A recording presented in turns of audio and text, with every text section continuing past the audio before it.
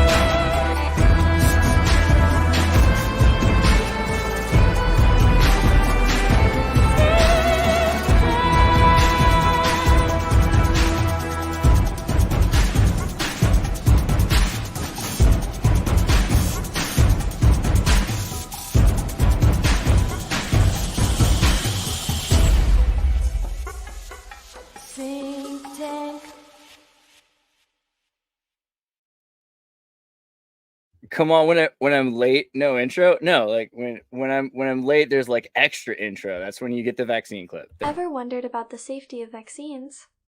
Are you skeptical, perhaps even warned against it? Allow us to flip the narrative and guide you through the reassuring world of vaccination with our irresistible propaganda. Indulge in the ultimate fusion of safety and progress with our vaccine. Discover the thrill of making health decisions as sexy as they are responsible. Our sultry and secularly biased experts promise a journey filled with safety, fun, and social acceptance. Zero vaccine shaming here. Unleash your passion for protection and let the chemistry of care guide you to the perfect vaccine match. No side effects, no fuss, because in this intricate world, every illness you may have acquired is better explained by life's complexities than casting shadows on the wonder of vaccination. Don't miss out on the hottest decision you can make. Ask your doctor which vaccine is right for you. Our vaccine nurses are not just adorable, they are highly trained professionals who are available to guide you through your immunization journey. Right, so we're pro-America, we're pro-party line, we're pro-vaccines here. Everybody get yourselves whatever your doctor says you need. Okay, cool, and now we're ready to start. How are you guys doing? What's up? What's up? How's it going? Thumbs up. Is that like a Roman thumbs up, David? Is that like the let him die thumbs up? Is that what that No, it doesn't. It's not like that. Did you just see what I did there? What happened? Can I do it again? It's the moon. Like your peace sign, that's Jupiter and Saturn in palmistry, but your thumb is the moon. So you're basically like moon up, you know. Dude, if I do another bubble thumb, I'm gonna be really excited. That was like I had no control over that. There's some other things going on. Thomas, you have some pretty big news. What's going on with you, bro? What is my big news? Oh well, I mean, out of all of the millions of things I could, can we do it like David Letterman or something, where like you ask me if I have the tape, and I don't know, do we have it? Do it, the whole thing. Well, you know, we've been working on this new project. Do you guys have a tape? I don't know. Do we have the tape, guys? Do we have the tape? chosenone.com. Go visit chosenone.com. It's easy to remember if you just sing along. chosenone.com. Go visit chosenone.com. The chosen one, yes, he is the chosen one. He's got his own comic, And now he's got his own song, cause he's the chosen one. Yes, he is a chosen one. Go buy a copy at chosen1.com. Chosen1.com. Go visit chosen1.com. It's easy to remember if you just sing along. Chosen1.com. Go visit chosen1.com. That's right, boys and girls. This summer, open up your pocketbooks. It is the next issue of The Chosen One, which you can find out at chosen1.com. Our pages do not contain demon semen, less than 2%. Yeah, except if you pay extra, because I know you have special kits that come. That's a Kickstarter backer exclusive. You can. Thomas is in an exclusive relationship with AI music. That he's not seen anybody else. I can't say the same for AI music. But as far as like Thomas is concerned, they're in an exclusive relationship. It's not his learning language model. It's just his turn. Yeah. I was saying that before, and I'm sure it's breaking my brain in horrible ways, worse than internet porn ever could. Where I'm just listening to AI music now nonstop since early December, mid-December, and it's I guess the only music I've heard is in TVs and movies, but I'm not going to Spotify or Pandora or opening up my Air Sonic, none of that. I'm just going to Suno, and I'm just like putting in the song that I want to hear that day because of whatever I'm feeling and whatever I'm thinking about, because it doesn't exist. Yeah, it's gotten to the point where I'm like, I don't know, maybe this isn't for other people even. It's literally just you make music for yourself all the time. 100%, dude. It's exactly where I'm at. Yeah, and I've been listening to a lot of it, and it's kind of interesting that like you have a certain amount of time that you can use the tokens for. So you kind of at the end, you're just like pumping out music like at a certain point, which is really nice because you're just like, all right, I can just make music, but whatever. I have to make music essentially, you know.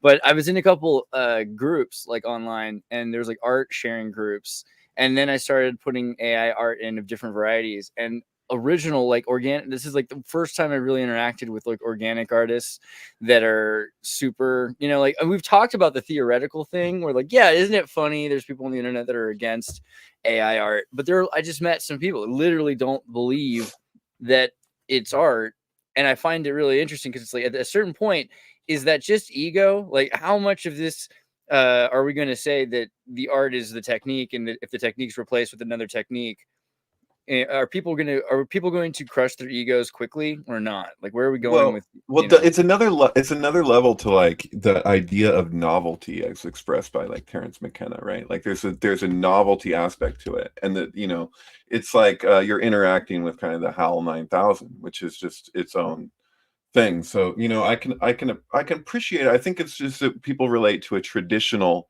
art, and there's a certain idea around what's involved with the materials of that. And so even before like AI music, there was always like this debate on when electronics get involved. It's like I was saying at some point about Pink Floyd, like in like the late 60s, early 70s, Pink Floyd would be criticized as being too electronic, and they felt that it was kind of like cheating. So it's like there's different levels to it, you know, and what it is that you're doing with it. I mean, there's some things that people are doing with it that maybe isn't creative. I mean, who's to be the ultimate judge of that, though, of what is art? Isn't that always been the question? That was the thing. So I'm in a group and I'm posting AI art, and then someone says that it's, you know, not art, and then someone says it's clearly art, and then they're arguing it's a Trevor's axiom. And I come back later, and one of them saying like, clearly, you know, the amount of work going into this isn't enough. Like, you can't do what he's doing with just a prompt, right? Like I'm making videos, I'm making all kinds of abstract things, I'm training models on specific things. So and I'm using, you know, it takes a lot of work, but that's not like, again, that would just be inflating my ego. And so really what I want is for more people to be able to have access with a prompt. Like I think it should be as easy as if some kid has a good idea, especially if it's like a celestially positive idea, you know, like this is great. All of a sudden now you can just put that down and make a positive impact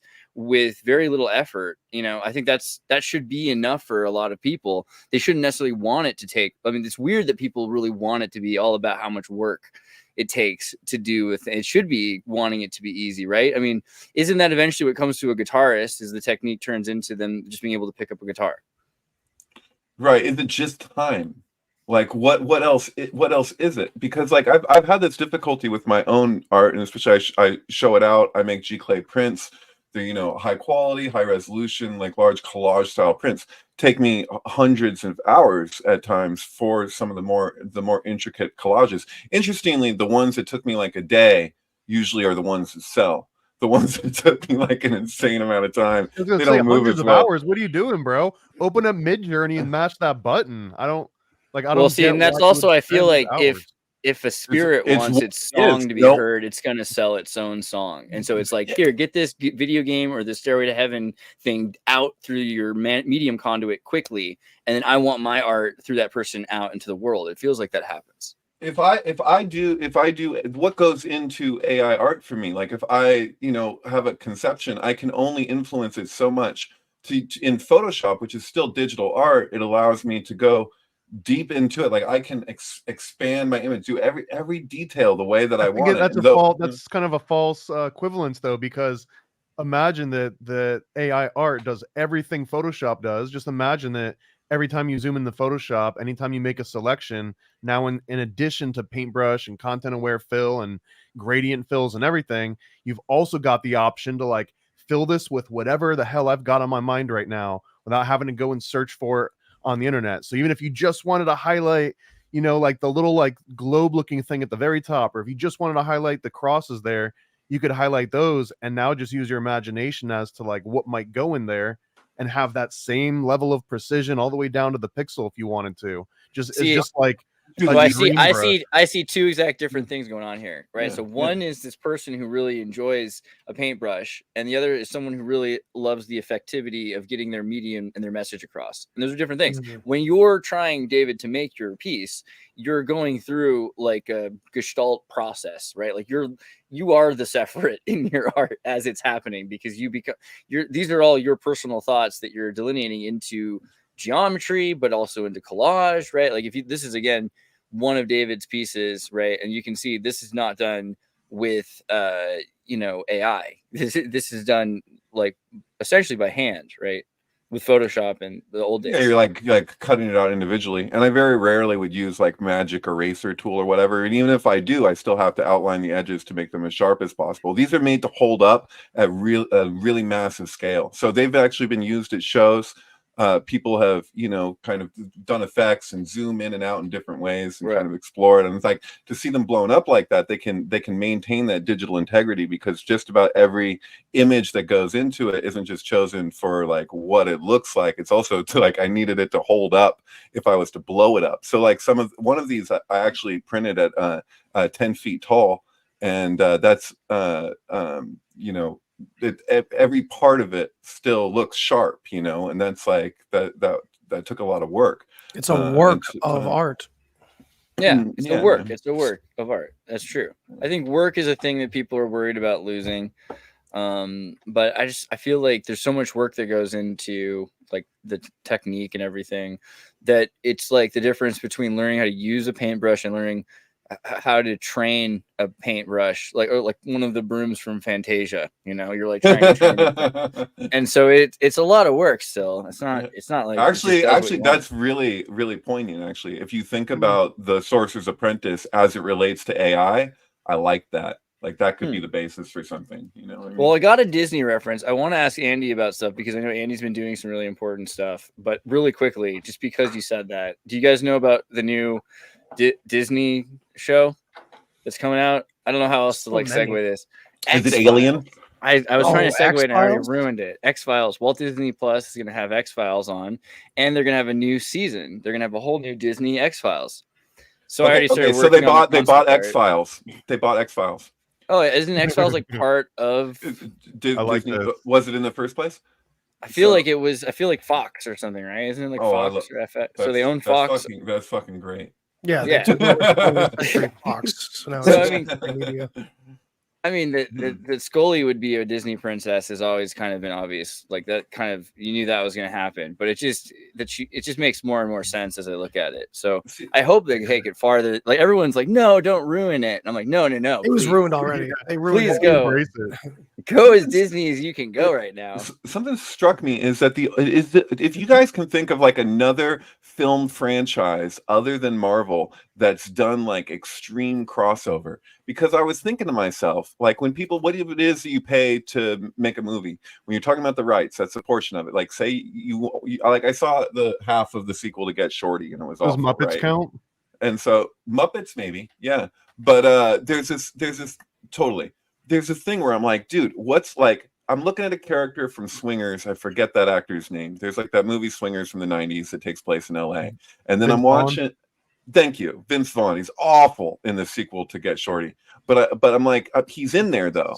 And I was just like, what's to stop them from being like, this isn't just the sequel to Get Shorty, it's also the sequel to Swingers, and just having the characters with the same character names, with the same everything, and just like the stories, like whatever that those sequels are. Like I want to do that with all of the ethnic side actors in the 80s and 90s movies, because you know they get the same guy in like 30 episodes of the show, and they're just like, white people don't know, and like I know, so I want that guy to play all those roles in a one-man show or something, you know, dude, like that guy in Family Matters, like the cop dad, like if he's the cop in Die Hard, like he should have had the same name as he had in Die Hard. I'm like, what was to keep them from doing that? Well, you don't have to go into it. It's just you can reference it every so often, like once a season. He like references back that thing that happened at the Nakatomi building or whatever. Well, now we have to do Pauly Shore. I'm sorry, we're gonna do Box Saga. I swear, it's gonna be really great.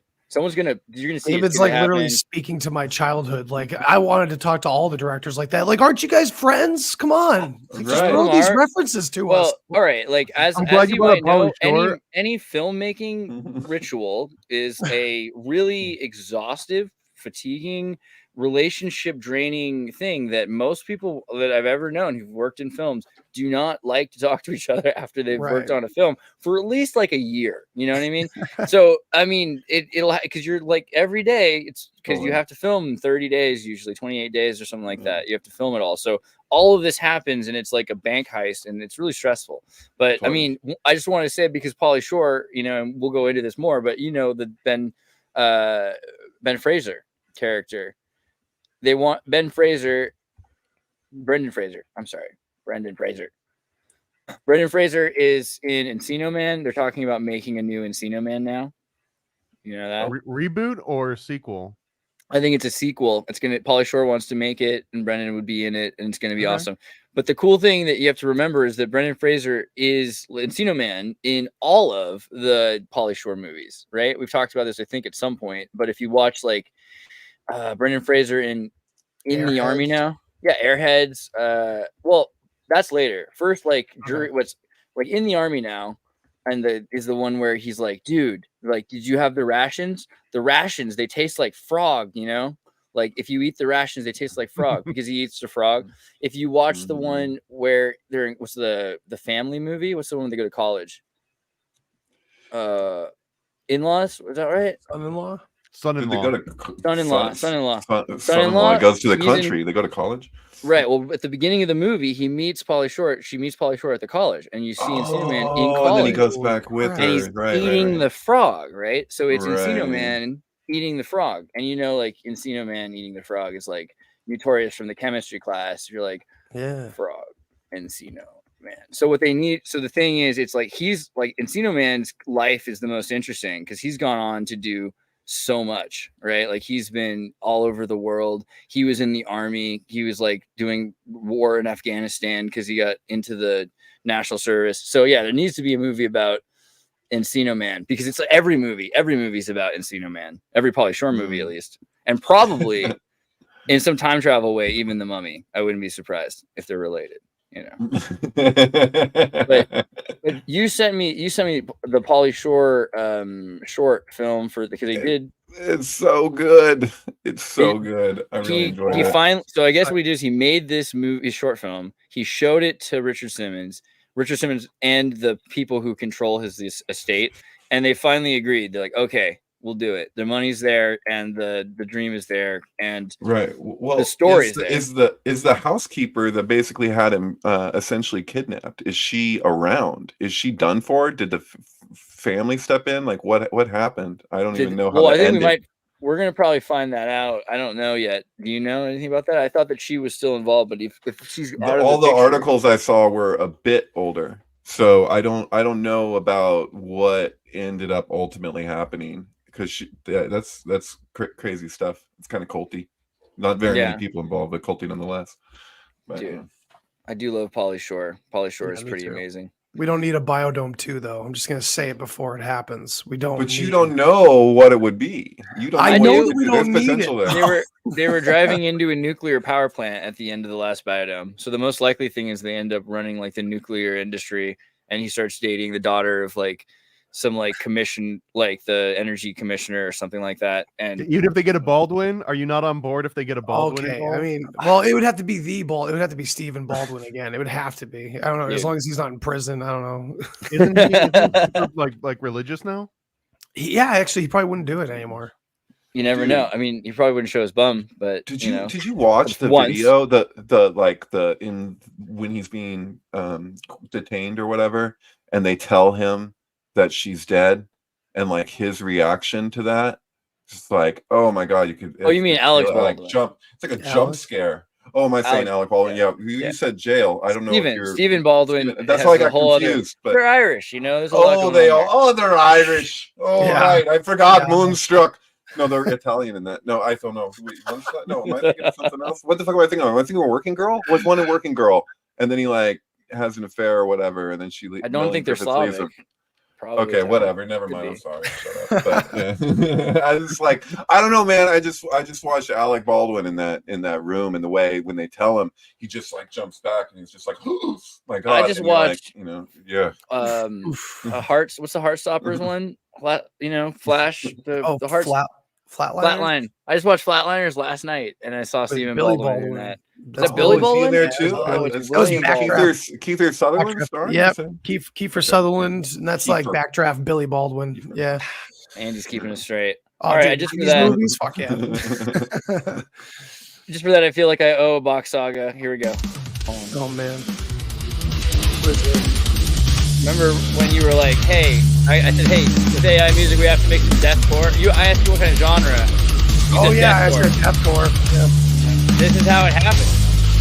Andy's why this song exists. Okay. Yeah. Pretty groovy. I dig it. Nice build up. What do you know that Richard Simmons is?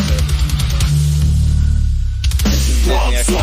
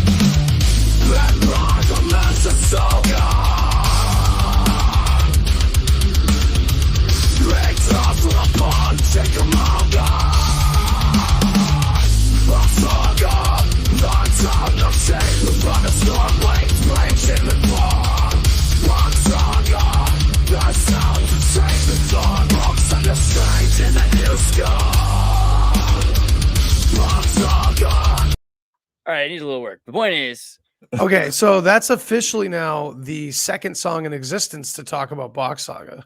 Oh, I got at least nine. Oh dear God! But like legit, there's a band, a psychedelic metal band from Europe called Kingston Wall that wrote a song called Altlant Is, and it's literally just them jamming, talking about Box Saga. And I reached out to them, and they got back to me and said that they would not be speaking with me about Box Saga or Eeyore Bach ever. And I said, oh, well, hey, times change, opinions change. Curious what you guys have to say. Why did they even get back to you then? Why would they get back to you then? And then they just went dead. They left me on red. They're like, oh, they're not going to tell you why we're done talking about this. fucking extremely weird topic that we actually wrote a song about and popularized in like the early 90s. So What are you trying to hide?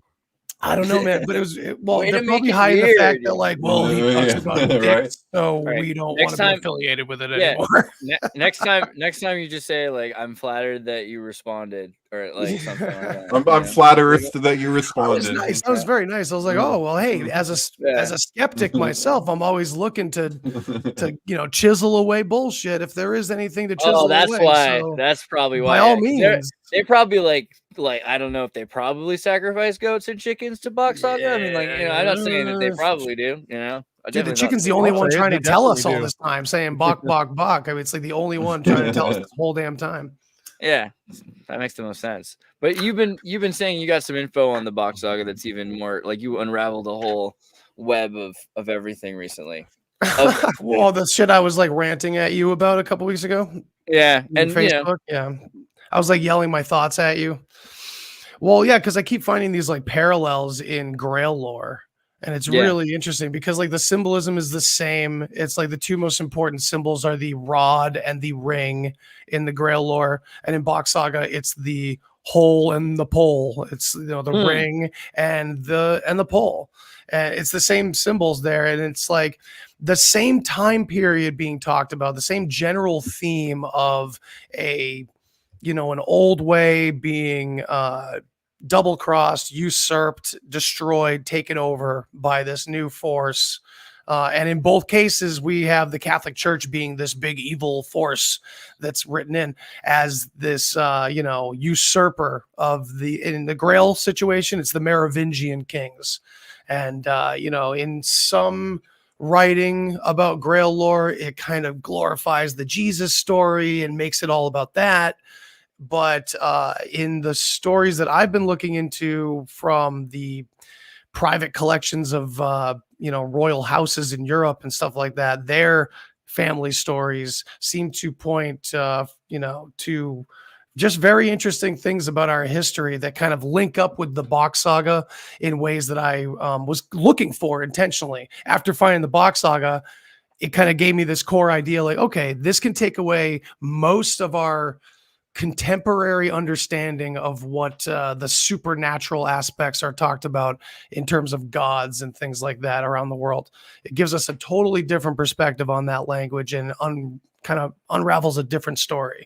So to look at other areas of history and see if I could find evidence of that, and where I found it was like Nicholas de Vere's work. His family's archives, basically. He talks about the dragon legacy, and the dragon bloodline goes back to Vlad the Third and all that, saying that even all the impaling stories of Dracul are all bullshit propaganda, and it's all to kind of conceal and twist this blood rite. Very interesting stuff. So interesting. You think like the sword and the stone, or like the Grail itself, like the chalice? Do you think the chalice is kind of like the ring, or what do you mean? How would you connect like some of this Grail lore? Well, when I Grail lore, the Grail is at the very center of this these theories, should I say? But it's kind of like Templar lore as well. It's talking about all these themes that a lot of us get into, but their theme is basically that it's like the Da Vinci Code. And the Da Vinci Code was very a controlled situation. It's a movie put out by Hollywood from a book that was curated by a guy who had unfettered access to the Vatican archives and free Masonic libraries and things like that. So this movie and this book were, this exciting story were clearly meant to come out for some reason. The Da Vinci Code kind of glorifies the idea that this Holy Grail wasn't a real chalice by any means. That's just the ancient symbol for a womb and the female symbol. And it's all about the sacred feminine and the suppression of all that. And yeah, there's a lot of truth there. But at the same time, the Da Vinci Code makes it all out to be the reason why this bloodline is so important is because it's Jesus. And where this deeper history from Europe goes is that no, that's not the case at all. It's these French kings, it's these Merovingians that go back so far to, you're getting into some weird territory with a lot of that, like, esoteric, occult Nazi shit going into. Well, but they're the 1930s, so this goes way back to like people that thought they were the descendants of Christ, right? I mean, if it's a Da Vinci Code thing, am I right? That's their story. Well, yeah, it is. It gets mixed up with this Christ lore. Absolutely, that's what I'm saying. It's the Grail lore is this idea, but the Jesus part of it is the least important part because it goes back to where these people come from, and regardless of which writer you're looking at, it's always this desperation of returning to this old way that's been lost and taken from Atlantis, usually, and that's usually where it all kind of congeals. And of course, Box Saga is one of their main periods of time is Atlantis, where all land ice. So all the lands were ice. When we say lands, we're talking about all the countries in the northern hemisphere that are named with land at the end. So Finland, Deutschland, Sweden, Svedland, all these lands were covered in ice in that time. So when they talk about that, that's their Atlantis story. So it's slightly different. It's not a location necessarily. It was a location, but it's more a time period they're describing. So it's a little different. But yeah, the themes, especially when you get further ahead in the story of the Box Saga, where they have all these destructions. And the third destruction is the only one made by man. And it's when the Catholic Church shows up and kills everybody. And the thing is this story is happening in 1050 AD. And the story goes that Leo the Ninth is the one that commissions this army to go do this work. But you can't find that in anything. You can't find that written anywhere specifically. But if you look at those same time periods leading up to 1050, and in the Box Saga, it says in 987, they knew this was coming and that they had to, hide everything important. They had to flee to the north of Finland. But in the same, like in a parallel line, all this Grail lore is talking about the usurping of these old Merovingian kings all over Europe, right in the 700 AD time period. And it all lines up with what we know about the Catholic Church and what was going on back then, of course. And royal families, right? Like these royal families saying they're descendant from either like Jesus or Muhammad or Solomon. Well, it goes back a lot further than that too, because it destroys all the modern folklore, mythology, and religious iconography. These symbols of gods and fairies and monsters and demons, all these supernatural concepts that we either go very Western religious with, or we have the option to go very New Age psychedelic with. But either way, I find it's in the fucking zeitgeist, and it's like being pushed there no matter what.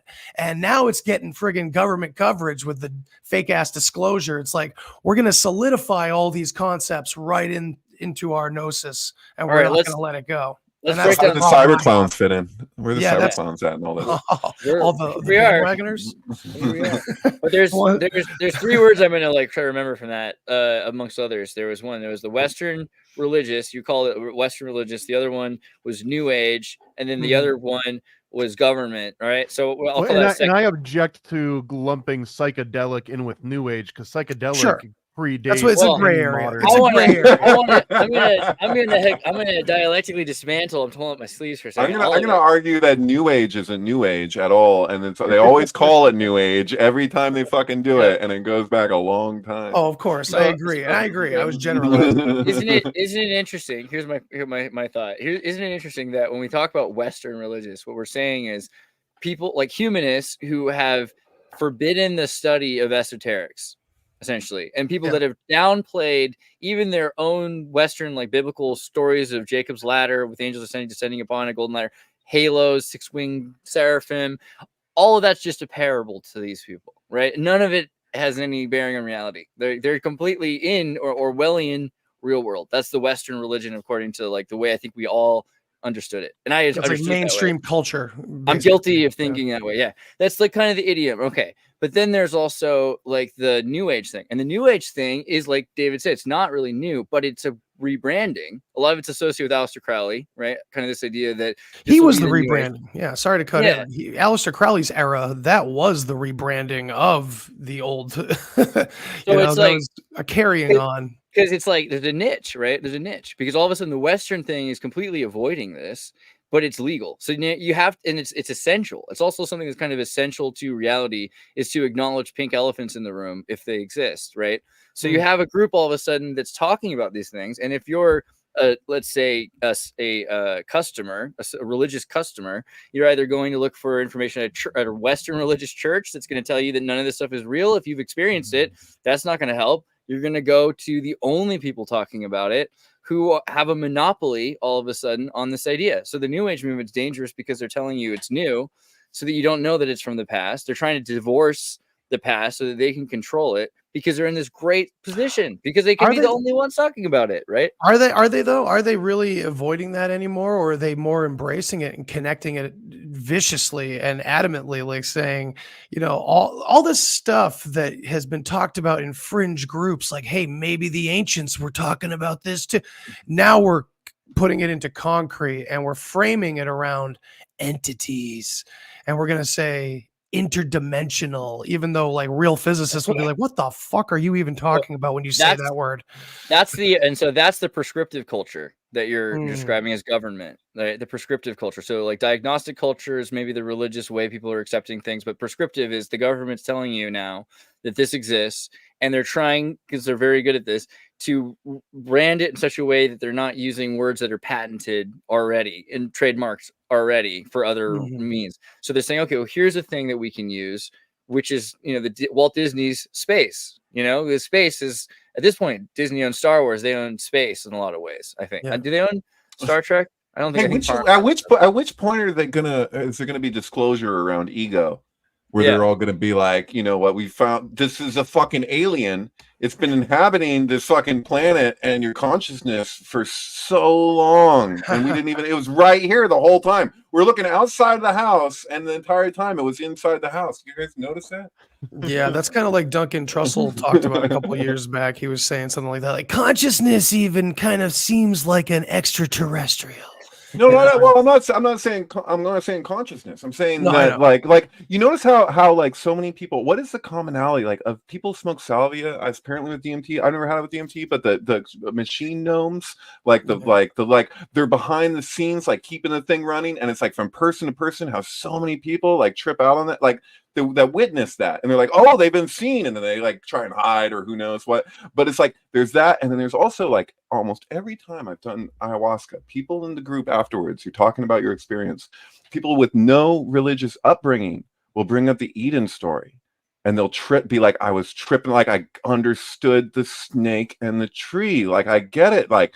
And it's like, it's so common. And why is that? Isn't that interesting? I felt like Jesus one time, you know, and I talked to a friend who met Jesus in his trip, and I'm like, well, it wasn't me and I wasn't him, you know, it's unreal. And then I can step away from it, you know, but even the entity aspect from the psychedelic, which I for a long time felt was the most critical and would be eventually the most critical theory on extraterrestrials without any proof, I would say, and it is happening. That psychedelic angle is probably the most prominent seeping into the intellectual world, but it's I like Schrodinger. Multiplicity is only apparent. In reality, there's only one mind. Like we can talk about fucking finger puppets all we want, but like we're all part of consciousness. And I mean, maybe this is a religious view, but it's not. It's, I mean, I don't know. Is Walter Russell a religious person? I don't know. Maybe you don't notice one. You know, you won't notice the static until you turn off the TV. Like there's like a normalizing, or if something's with you all the time, you don't question it the same way. You don't see it as an alien. Like, so like that's the idea of like when I'm making that distinction, when you say consciousness is alien, like I'm like, well, your thoughts, like it's will alone that sets my mind in motion. It's like the thoughts and stuff, like the fact that you can witness your thoughts, like shows that you are not actually your thoughts. They may be an aspect, an emanation, whatever you want to call it, but it's not actually you. So you can argue that, like, as far as like, you know, the influences on consciousness go, that you could, for lack of a better word, call alien. Like if you have a break from your ego in meditation, and you actually, like, there's a gap in the you know, the constant fascination with the commentary, you know, like if that subsides and it returns, it feels alien. Like it's like for a moment there's like, and not only that, you can actually have terror with that. That's why, like, if you're in like a lucid state and you're actually like, you're like just experience, like just for lack of a better way to put it, pure consciousness for a moment. When you return, there's something kind of terrifying about the voice in your head, because for a moment it's not that familiar. It's like, who the fuck is that? You know, right? Yeah, tuning back into. I had an experience where it's like I was tuning back into a radio. Like I was unconscious, and coming back to consciousness, I first heard a voice, and I started to listen closer and closer and closer, and it sounded like someone announcing, like calling a sports game or something like that. And as I got into it, I realized it was me, and it's like I caught up with it as if I jumped onto a train car. And I was like, okay, and then I'm back. And then there was no separation immediately, and then you forget. You don't think maybe you're getting possessed by John Madden for a moment? John Madden, right? That'd be pretty wild. Like the spirit of John Madden just came through. Sorry, but yeah, I like that. That's the deepest philosophies you ever hear about. You know, you go the deepest part of their core beliefs, like in Buddhism and stuff. It's that there is no beer, there's no observer at the center of it all. There's only the act of observation. There's only being. You know, and so that's pretty woo-woo, and that may be too much for some, but at the same time, like, these are the most ancient, quote unquote, philosophies we have on the planet, and the most but you're talking also like as well. But you're saying, like, in the Box Saga, even, it kind of is saying that there's this. They started this. They're the Vedic society. That's what they claim. Yeah, and I like this idea that Odin is Shiva. I think it makes a lot of sense. The Indo-Aryans, and the way I look at Shiva is, and the way I look at Odin is impacted also by the nuance of it's a finisher, not necessarily a destroyer, right? Like, it might have to destroy on the way to finishing something if we haven't done all the work to arrange it without entropy. So it is the same religion in a lot of ways, but the idea also of there being ascended masters or Nephilim or God, you know, the descent. Well, I mean, this is. That's why they got interesting, right? Because then in Norse mythology, we have Niflheim, the frozen land of the gods, right? The frozen land of the giants. Yet then it's a place, for the gods, for the giants. But then, okay, we have over here in this other religion, the Nephilim, which are giants, people from that, right? Place. So it's like. Okay, yeah, that's just one coincidence, I'm sure. No problem, right? Let's write that off. You know, these words, these root words have meanings, these sounds, and that's what the Box Saga really thrives with, is that you're breaking down natural sounds that the human body makes, 29 sounds apparently, and these sounds have meanings for every single sound made. And then there's combination sounds. So you're breaking down all these words. So I recently asked one of these guys that like learned under Eeyore himself. And I was like, can you break down these Finnish gods' names into root language? And, you know, can their stories relate from Box Saga to what's accepted in Finnish folklore? And that's where he goes, and he goes through sound by sound, syllable by syllable, breaking it all down. And it's perfect, and they line up. When you find the meanings lining up in this root language, RUOT, the Ruot language, which is the old Swedish language, basically.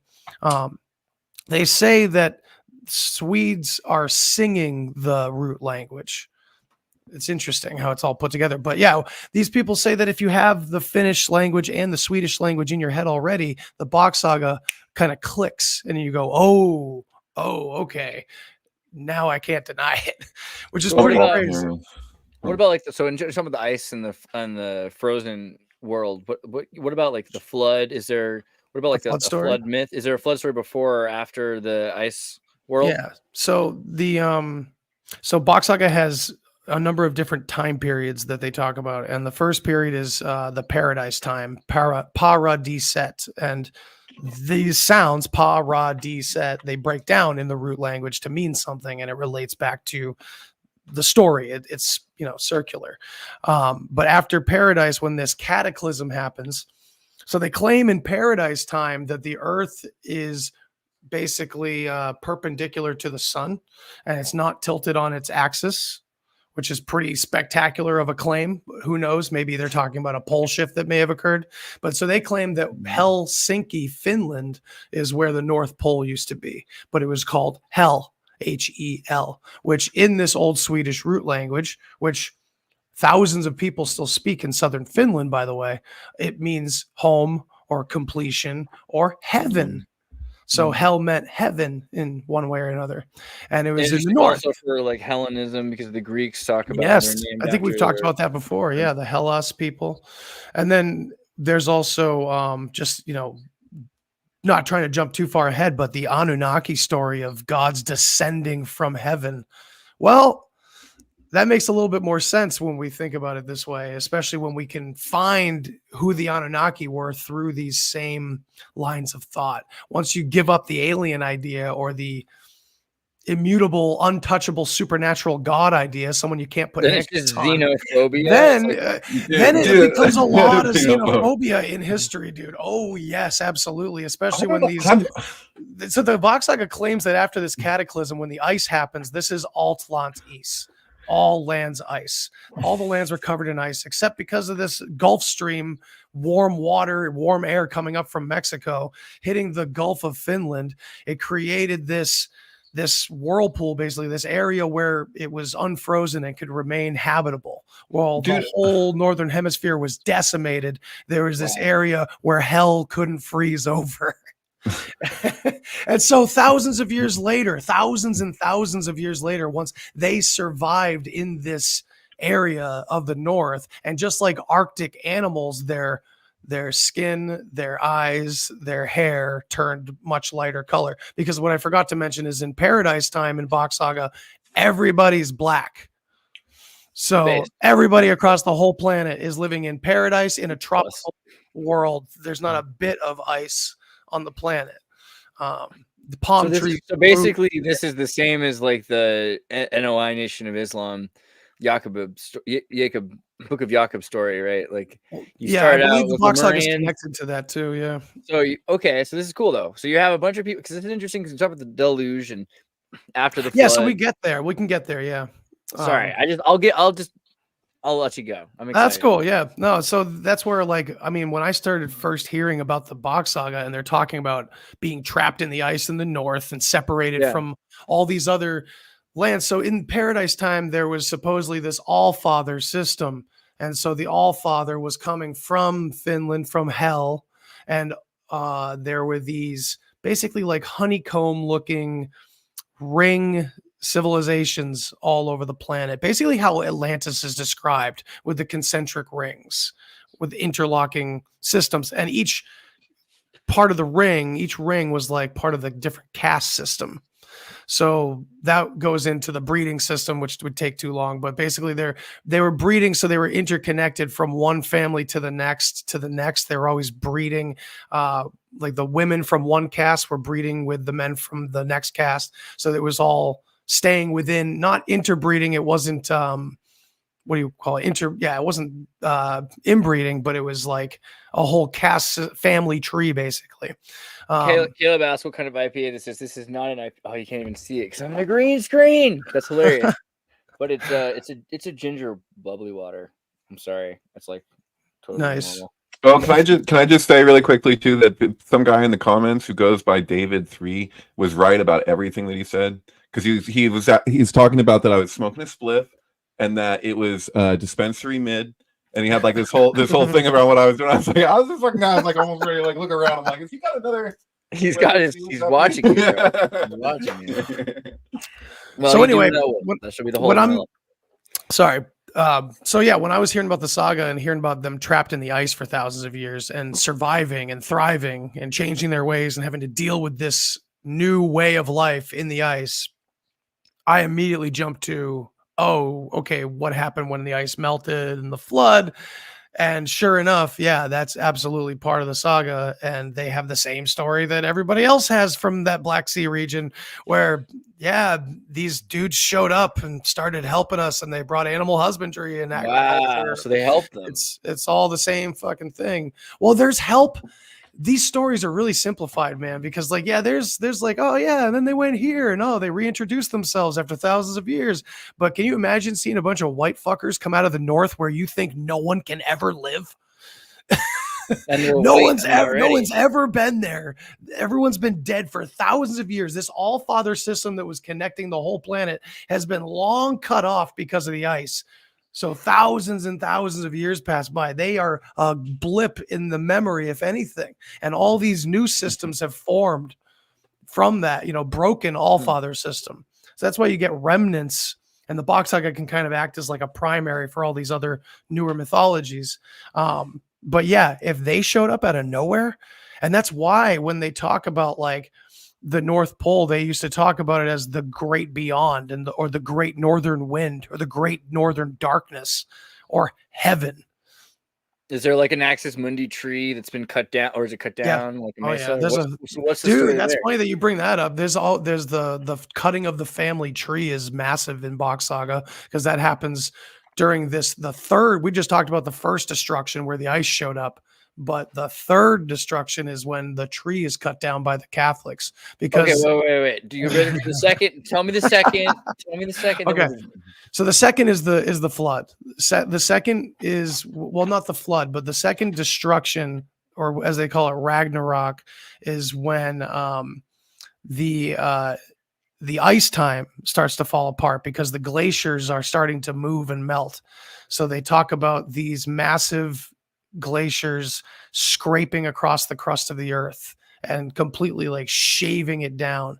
And I wouldn't do it justice right now, but we've done many talks and we've talked about it in our Telegram chat about all the words that we have in modern English that can easily relate to like scraping and like what these words like we're all connected to from this ancient story. It's fucking crazy. And how they replant. Yeah, as the ice scraped across the crust of the earth up there, and like it like scraped it all down to granite as it moved southward, as it was melting. Isn't there a Mormon term of scraping that's like in debate? Like it hasn't been fully defined. Oh, interesting. Am I making that up from, because we talked to Heidi Love not long ago, and she mentioned this weird term of scraping, and that there's a huge contention. Like, did someone fall and scrape their knee? Does it mean something like more metaphorical? That's interesting. That's a full tangent, but what it is that there's like when Joseph Smith is supposedly with Fanny Alger, who is 14 years old. They've written into it 20 years after 20 years later and 10 years after his death. They've erased the word scrape and written the word affair over it. So it looks like it says he's had an affair with this girl. However, on further reflection and using like technology, you can see that it used to say scrape. So he got in a scrape with a girl, which is, a little different is all. But I mean, that's not, I wouldn't say it's a term. I wouldn't use it as like Mormon terminology per se. I'm just saying that that not many times in my life has the definition of the word scrape ever been pulled into question. Now it's 2 times in 1 month. Yeah, I think that's cool. I think if anyone ever tells you that they were in a soaking scrape, then you'll know it was a Mormon thing. Okay, probably. Okay. Yeah. Right, so yeah, this was the collapse of Atlantis, or when Atlantis fell into the sea, as you might be familiar with that story, because this is when the ice destroyed what they were considering Atlantis at the time. Atlantis meant all the land is ice, but the only people that were living to say it were in hell. Gotcha. Were in Helsinki. Yeah. So when hell done sinkied into the ocean, that's when that's kind of where we get that story. And this is where, if you look up, the folklore of this area, there's a Gotland story, a Gotland story. The island of Gotland is where these families went to when this area of hell was going to be completely friggin' destroyed and they wouldn't be able to be there anymore. But eventually the flood story is the Sven and Dan story. And this is freaking wild. This is basically saying that 2 brothers, and these were the extra sons that didn't have titles in the family, because when ice time happened, they were just trying to make as many people as possible. This is where strife comes from, according to the Box Saga. This is where that like Northern European resolve, that like hard-nosed, like everything you're serpent-like saying, behavior. it fits into you've got this idea of like volcanoes and eruptions and with the Neanderthal and causing trauma. Well, the Neanderthal, they're inhibited from having a more gratuitously artistic culture, but they're clearly as capable as anyone else. If you look at their stone tools, they've refined using what they have access to in a scavenger hunter. Like if a human was forced to endure what you're talking about, so right, and passing those things down to every generation, you know. But, and only those things because they have no time to paint. It looks like. Hey, I have a question for Andy, if we have a moment. So I just want to ask you, like, because you kind of breezed past talking about Enki, and there's a joke in there, whatever. But I'm just like, I'm thinking to myself, like, do you know from your studies, because I've looked at Mesopotamian text or whatever and extrapolated what I can from fragments. I'm only interested in the versions of it that have the fragments. Like, I don't want them to fill in the gaps for me, right? Because it's bad enough trying to translate that shit in the first place. But like that whole thing of like the Anunnaki translates to those who from heaven to earth fell. It's like, and it's just the fallen ones. Like, and then how I guess my question for you, do you have an example that you see from anyone else other than Zecharia Sitchin that is supposedly knows how to read that text and has an argument for why we could be talking about extraterrestrials? Or is it just Sitchin working at the UN? What do we got? It's not just Sitchin, but it is just that same narrative, because Eric von Daniget will say the same thing. But no other interpreter. What's the argument for it? Because the argument for it is that from Sitchin, some translations do say, and he was only copying translations, by the way. He wasn't the original translator that he's claimed to be. But some translators will say that that's what that means, and then other people will say they're inferring, like you said, where heaven is or hell, you know. Yeah, where's heaven? What if it's just the north, like the great beyond, right? Right, but from my understanding, the word itself doesn't have heaven or earth. Well, so that's the thing. The most contemporary scholarly interpretation, however we feel about that, is of princely blood. Or of royal blood. There's two versions, like they who came from above and those who have blood that's noble blood.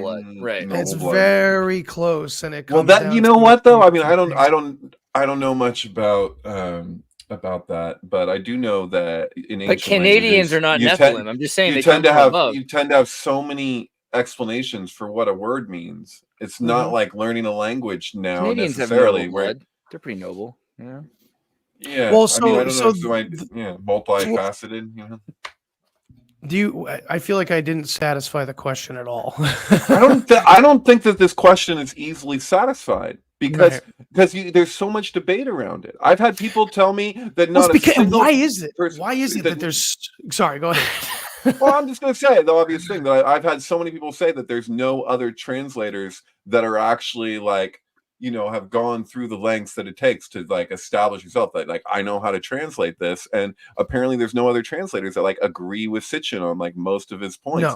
And I see the same thing with something like Hebrew, where it's a lot easier because there's a lot more people that can read it, you know, beyond like biblical Hebrew, and like his interpretation of Shem as the spaceship thing, and it's a name because you know Babylon wanted to make a name for itself. Like I had someone try to convince me there's a symbol that's like a it looks like a fucking muffin with a symbol above it over the water. And it's like the story of it hovering over the water. I'm like, they're talking about fucking ships on the water, man.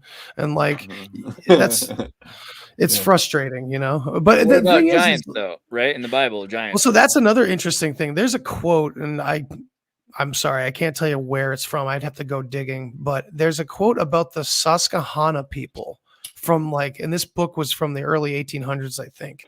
And they're talking about how the Susquehanna people are a giant people. Thus they are attired. And I don't know if I told you guys this before, but that phrasing right there drives me nuts. And I'm like, okay, what the hell is this guy saying? They were really big, so therefore they wore clothes? No, he's not saying that, because the word attired meant dressed lavishly in expensive garments or royal clothing. So the Susquehanna are a giant people, thus they were wearing royal clothing. Dude, the timing of that, for you to show that image right there, because I shared that link. Not that you have to take anything, whatever these people are interpreting it as, but there's something, Sure. there's a core part here that whatever their opinion or whatever. So there's the worm. So Yaakov is referred to by Hashem as a worm in the book of Isaiah. And it reoccurs throughout the Bible, this reference of the worm. So Babylon, is known for its fabrics. That was one of the things that Babylon produced, right? Cool. So, but this worm relates to crimson. And so they would derive this red dye, this scarlet dye from this worm. And so it carries this symbolism along with it. And so there's something interesting though, because when you look at like on that page, it was saying that you look at verse in Philippians and it relates it to the Messiah. And so I was tripping out on Dune. There was an inmate that was like basically being a pen pal with my rabbi a number of years ago, and he was studying this, and there's Kabbalistic interpretations of why Jacob is referred to as a worm, and then why this is just like loaded with symbolism. And I started tripping out on like that whole thing of like that the spice is the worms and the worms are the spice, because it seems like Dune was taking from like really like this is related to and prophecy. wearing silk, like, right? I thought you were gonna go to the silkworms because like we're like silkworms in that way too, Oh, sure. It doesn't have to be exclusive necessarily, but there is that there is actually a grammatical thing here that I did not retain. Well, that it if I was wanted interesting. to, I could probably retrieve it again. But just looking at Kermes for a second, like that the name of the dye is Kermes, and thinking of Ha and the idea of Hermes, like hermetic or chromatic dyes. I think that's really interesting. That would be its name. Like it's already a hermetic concept at that point. Is that an etymological connection, or well, it's called they call it Kermes is the red dye, and Kermes from the Kermes vermilio, but I don't think it's necessarily because of Hermes, but the word can't be pronounced without a K in some right. So far out. People that are pronouncing like in Box Saga kind of idea, like the sounds would be the same sounds. You'd be saying the same thing. Yeah. Do you practice chromatics? Do you dye clothes? Like that's kind of. But I mean, the idea also is it's interesting. You got like volcanic, flood, freeze. Then you've got giants or something. I mean, we're looking at like the Sumerian myth, but the Bible myth is even saying that the sons of God, the Adonai Elohim, this is the Hebrew version at least, is that the angels are the Adonai Elohim or the sons of God, or the God is Elohim, which is plural. So you get the plural thing well, also God meant good too. I mean, you look at the word Odin, the word God itself. God is a Germanic word and it meant good. Good, I mean, especially with gut, it's pronounced gut. It has to, but good comes from God. It's actually the other way around. Absolutely, God, it comes from Odin, from like God, which is like the good goat. Odin. Yeah, goat. That's true. Yeah. But yeah, we get into the flood story with the Sven and Dan, these two more sons. These so they had no titles because they were just making as many kids as they could. So the initial system was 12 sons and 7 daughters, which would have titles in the family and have specific jobs. This gets into all of our mythologies too at some point. They claim that there's many sons with the title Rabi, pronounced Rabbis, and that these Rabbis were basically messengers of the king or messengers of the higher order, which is an interesting parallel with, you know what I mean? But it's the Rabbi. Ra was the firstborn son. Ra is the son. But it's also it's kind of confusing. But also like rabbi but it's also taken literally as bees because it's part of the birds and the bees story, which is really interesting. It has to do with the swans and the bees. It's crazy. Well, literally, paradise is a garden, right? So even the word paradiser is a gardener and emperor. Paradise also meant empire for the Persians. So it makes sense of like all these pieces. They're imagining the pieces as a metaphor for all the other pieces, right? Right. And when we talk about like singular people in this story, I tend to think they're talking about groups of people, generations possibly in some cases when they're telling these myths and stories. But in the saga, they talk about a brother named Dan and a brother named Sven, and they claim this is where the Viking story comes from. The V-Kings, we kings. They wanted to be kings, but they had no titles in the family. But at this point, the ice had broken open and they were able to leave. And they were able to start to reintroduce themselves to the southern kingdoms that they had been cut off from for so long. And so the Box Saga kind of tells it in a very calm story, but then there's more accounts as you go deeper into it that are pretty literal. And it's like, okay, this was more of a conquest sort of situation in some ways as well, where maybe the southern kingdoms didn't want to accept the old ways anymore, and they didn't like that. They felt like they were rejected forever at that point. Isn't there like kind of a stronger explanation than some of the explanations of where the 12 tribes ended up as it relates to like the tribe of Dan becoming the Vikings? Dude, this is literally what I'm going into. Okay, totally. So Dan and Sven, the story goes that Dan went one way and Sven went the other. Dan went to the place and made his one mark. So they went to Denmark. And of course, in a long, long time ago, old maps, you can see that place was literally just called Dan at one point. This is Dan's property. Dude. Watson's property. And then, well, I mean, if we're talking about the language, like Sweden is Svadia. Sven went to Uppsala, and what do they speak in Svadia? They speak Svenska, so that's where you're getting the Sven. Yeah, exactly, Svenska. So what's crazy about the Box Saga is they have, if you want to be a debunker, you're going to have to literally go through every story from our damn history because they have an explanation for everything. They have the story of Krishna killing Narakasura from Hinduism.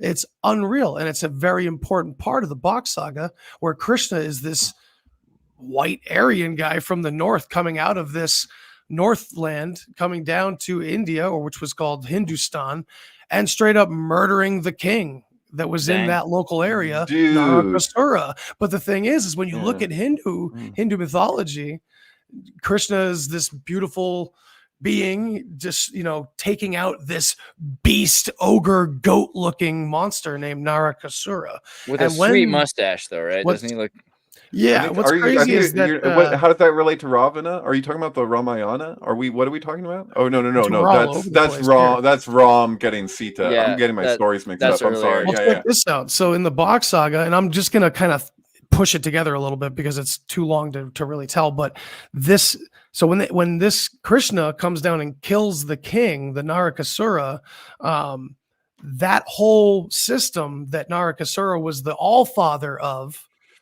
crumbled. And so all those people had nowhere to go. So they went to Egypt.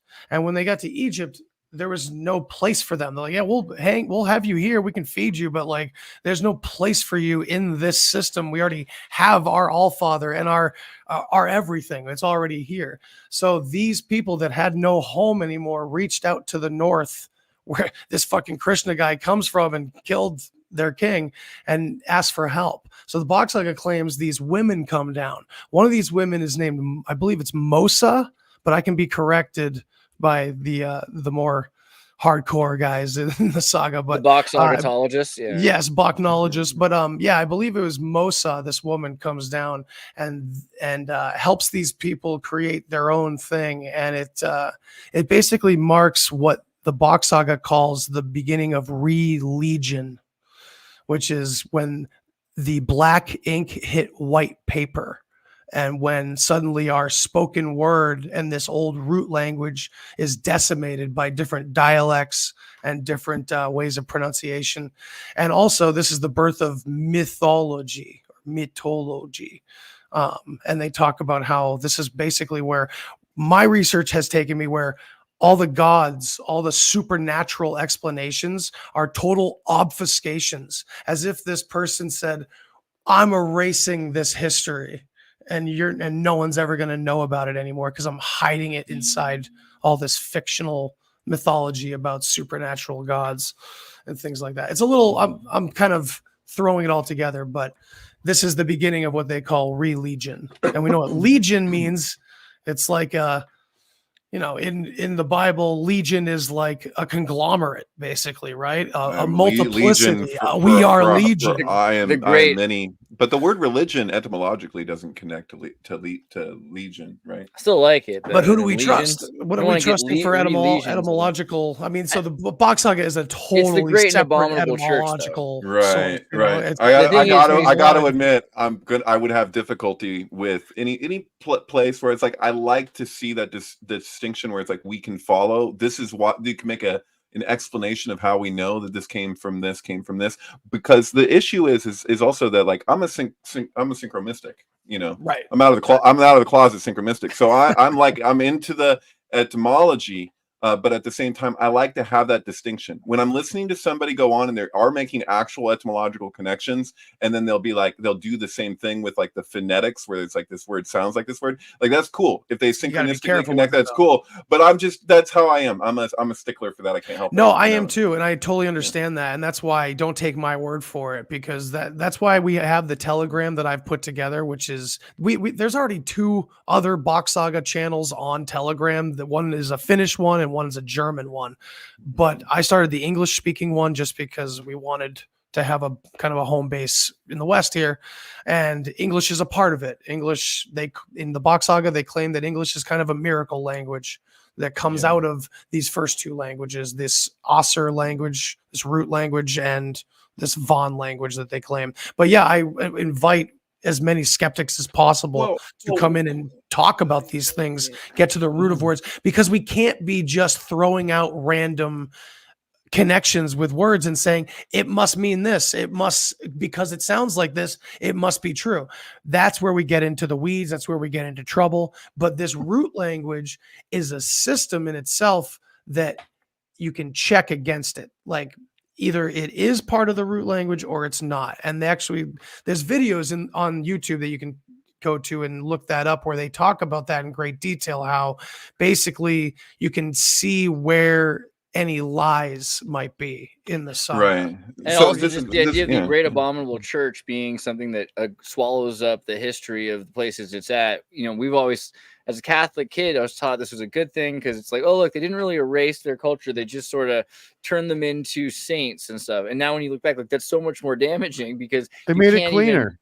You can't figure out, though. It's like Disneyfication. You cannot figure out where the original story was. Well, that's why I'm trying to get to those original stories from those histories. I just don't know Swedish and Finnish, so I have to do a lot of translating, because when I'm looking into these stories and where they relate from the saga to actual history, I'm getting really freaking close. There's evidence of certain aspects that are talked about that are not popular facts, that you can't find 1, 2, 3 layers deep. You got to go much deeper. Like the fact that in 1298, these original Bokstrom kings were allowed back into Helsinki by this Swedish king who came in. And so this is where my Swedish friends come in here, because they know a lot of their own Swedish history, which confirms a lot of things that we here in the West have almost no clue about, unless we're very, very interested. And what's another angle just to throw in here, and I'll end with this, is that on a totally unrelated note, it's quite an area of the world that we don't pay attention to in terms of like centers of superpowers and everything. When I'm finding out more and more that telecommunications is all rooted in Sweden, and it all comes from a company called Ericsson. And it's very interesting and very old. Sweden is a go between. So like, if you're talking about the UK, or you're talking about America, if we say want to get through to Russia, we go through Sweden. And so Sweden is kind of like they're at the gate, and so they'll often be like, if an intelligence agent wants to get something from Russia, they often try and go through Sweden, and a lot of Swedes aren't going to have it. But that's the thing, is that they're kind of gatekeepers there. But yeah, it's a pretty wild story altogether. There's pieces that it connects to a lot of other different ideas about alternative history, as if the Box Saga looks as if you're finding the origin of an urban legend. You're like, oh, that's where that big exaggeration came from. That's where the hook hand came from. Okay, like it's That's all the reference very. South Park's making. It's an Occam's razor for all of our not only alternative history, but as I'm finding, if you start looking at every single story about elves and shining ones and aliens, all of this stuff from ancient folklore and mythology, if you look at it through the lens of invading forces from the north, not even just invading, dare I say, like maybe we can believe a little bit of the propaganda. Maybe at one time it was a sovereign overlordship of the world. Yeah, like what people about, that what were about a trying to help. Lucifer? Maybe, I don't Is know. there maybe. is there like a Box Saga Lucifer from hell? Like, is the Helsinki Lucifer real? What is there? Because no, not really, because when you think about the Catholic version where everything turns into little red devils and things like that, it's all just inversion of paganism and things like that. Even earlier when you were thinking you were like Jesus on LSD, I thought you were thinking like more. I was thinking Mormon Jesus, so I'm still thinking like Mormon Lucifer. Like, what's the Mormon Lucifer is a lot more interesting. I feel. Yeah, I don't know. Fight. Yeah, he's not just a little red guy like from Cow and Chicken, Well, all these words, according to Box Saga, are just like made up. Like demon, they claim is reference to the moon in the original language. Well, that would make sense because it's the demuning of the moon or whatever. Diminution, how to say it? And they even say it in like a German accent, like da moon. Right. Well, yeah. What about so is there like a Garden of Eden kind of thing? Is there anything that well, Garden of Udin. So what about like to get it?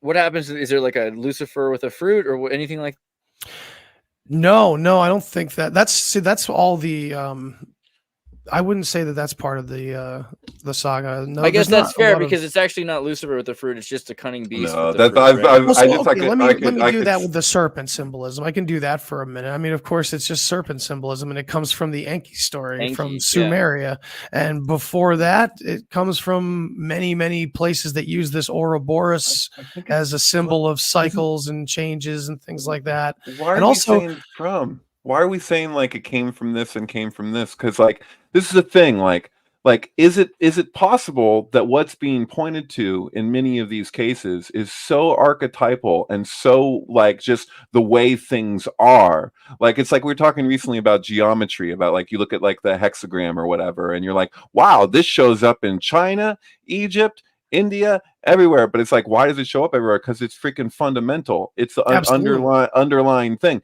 And so like, if you're describing something that's archetypal, it's like one of those things where somebody will show you pictures of a woman holding a child and they're like, oh, look, the Mother Mary came from this. It's like, dude, this is just the way things are.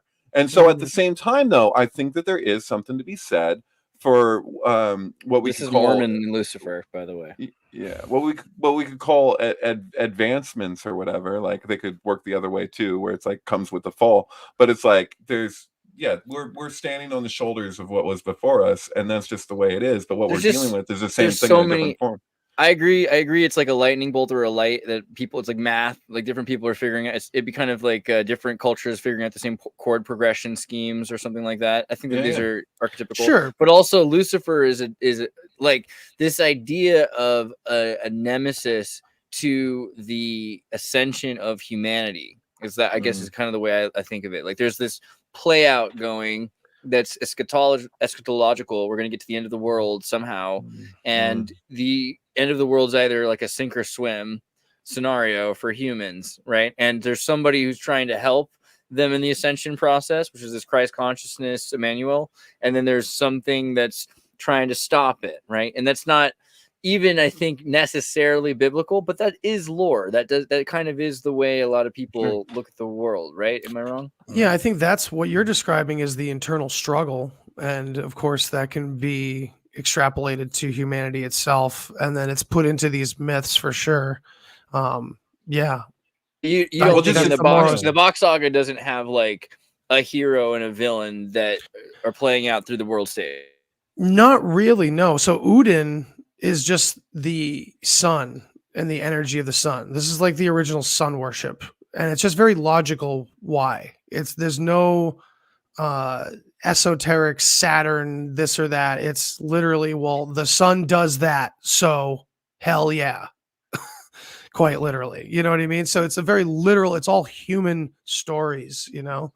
And that's why I was thinking about that earlier because I posted this thing, the Demiurge, because I did this picture with the Yaldabaoth, Yaldabaoth kind of Demiurge, like a serpent lion kind of, which is in the Gnostic and some versions of, even in the Bible, I think it describes in Revelation and in Ezekiel at some point. But the Demiurge has his henchmen called archons who insert strange thoughts into people's minds. The Demiurge wants total control of the Earth's planetary destiny and is the greatest threat to humanity. All secrets are in Saturn, declared Pythagoras, possibly implying that the Demiurge made his home, I think they're supposed to say, on the planet Saturn. Origen of Alexandria, also known as Origen Adamantius, Man of Steel, was one of the earliest and most important Christian scholars. He stated plainly that Yaldabaoth, one of the names of the Demiurge, was the planet Saturn. So, I mean, right. Does it play into that idea that there was like a point when Saturn was closer, when the moon, sun, and Saturn were in the skies equally? Maybe. I don't think Saturn's really a part of the cosmology of the saga. They just talk. So they're about not Saturnites. They're not Saturnites, essentially. No, it'd be way before that. The thing is, all of our mythology that we can point to, like you just did, is all coming from, according to the saga, would be recent. Way after ice time, way after they arrived back in the world and were like, hey, remember us? We were your allfathers. The hell you were. Kill everyone, like before all that, way after all that. So, this is like, and, we started off talking about the parallels to the Grail lore. Well, the Grail lore talks about the elven kings and the origin of the words like gnomes and dragons and all these words that have to do with supernatural characters, but originally had to do with humans. Like fairies comes from the Greek fair, and it's the same place we got pharaoh from. It means noble house or nobility. It doesn't mean a little creature flying around. Just the same, the Picts, the royal Picts in Caledonia, where they held round table courts called fairy circles. Like these were dudes sitting around tables making laws and decisions, but tell that to hippies who are taking psychedelics and I think I saw a fairy. Let's go stand in that circle. Like there's literal interpretations from language that we can verify from dialect to dialect all over Europe. With these stories and where all these folk tales that sprung out of the history come from. And it's all from the Carolingian dynasty. It's pretty wild because it matches up with this idea that at one time we had these human stories and they've been completely not destroyed or forgotten. They've been immortalized in total fiction.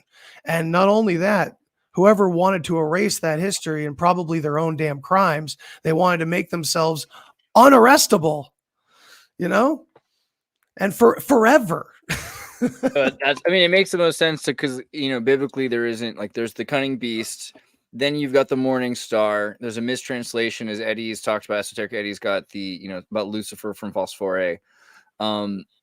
But this idea of a villain in history or something like that. Well, yeah, Satan is literally adversary, and so right. Helena Blavatsky like to repeatedly point out that she believed that they were relating to different phenomenon or entities when discussion of like Lucifer and Satan, that it was misleading to just kind of lump them together. But I agree, but at the same time, like, why are we relating those? Where does she get entities from? Where does this idea of the supernatural entities really come from? Well, she's actually when you reach back to Hermeticism, but then is it really there? I'm not sure if you're so familiar with like the history of Blavatsky, which is almost kind of funny and ironic because she's an interesting her like Krishnamurti, Krishnamurti was raised to be the world teacher and he renounced it. And what did he do? He kind of ended up becoming the world teacher while renouncing it the whole time. Well, like Blavatsky, like her thing was that she would, when she was young, before the Theosophical Society and all that, she used to attend different types of seances and different like medium type things, and she would debunk them. and she would piss people off. That was her thing, was being a debunker. And so like, and you see that in like the way, it's like if you really read Blavatsky, it's almost like, I don't even know, like the Secret Doctrine, I'm like, is this even real, this thing that it's all based on, like this I mean, well, this idea of metaphorically herself, the Enochian alphabet, right? And it kind of has been coming up more and more, and we're gonna have to just do a thing on it. But this idea of Neoplatonic, that angels and angles, or that these divine numbers and these straight lines and curves, that these ideas of justice and love, that those Neoplatonic ideas, those are angels or entities in and of them. They're archetypical, and therefore they exist outside of the material form, and that means they must exist in some other form, which means they are, and this is where the logic behind a celestial entity emerges, because they're saying, well, how real is it? I mean, we're already 1,000 years into Hellenism, like we're talking about, like if we're talking about Greek philosophy, Hellenism, that they're thinking, okay, we don't necessarily believe that these archetypical stories are literal all the time, but then where do we accept them? And they're you can't just have them be metaphor, because they happen to people.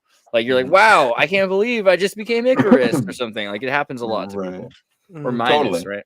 Yeah, I don't like to see the baby thrown out with the bathwater when it comes to theosophy, and just because. So I said to a Mormon the other day, like, don't throw the baby out with the baptismal water, and then he's like, I feel that way and he's like, but we don't baptize babies. I was like, yeah. No, I say that often too. I really do. I say that all the takeaways. time, because I've had my psychedelic experiences that took me from atheism to I have no idea what's going on. Consciousness is probably the root of all being, as is talked about in Zoroastrianism and I hope to God video Vedism games can replace drugs for most people, though. I really think if you play, was it Call of Duty has this level where you like take hallucinogens and it makes everything sparkle for like 30 seconds in the game. I think that's enough for like the Zoomers. I don't think they need what we needed, or they needed. Well, that's the thing. No, it's just like a whip it in psychedelics, right? We need a deep wake up, that's for sure.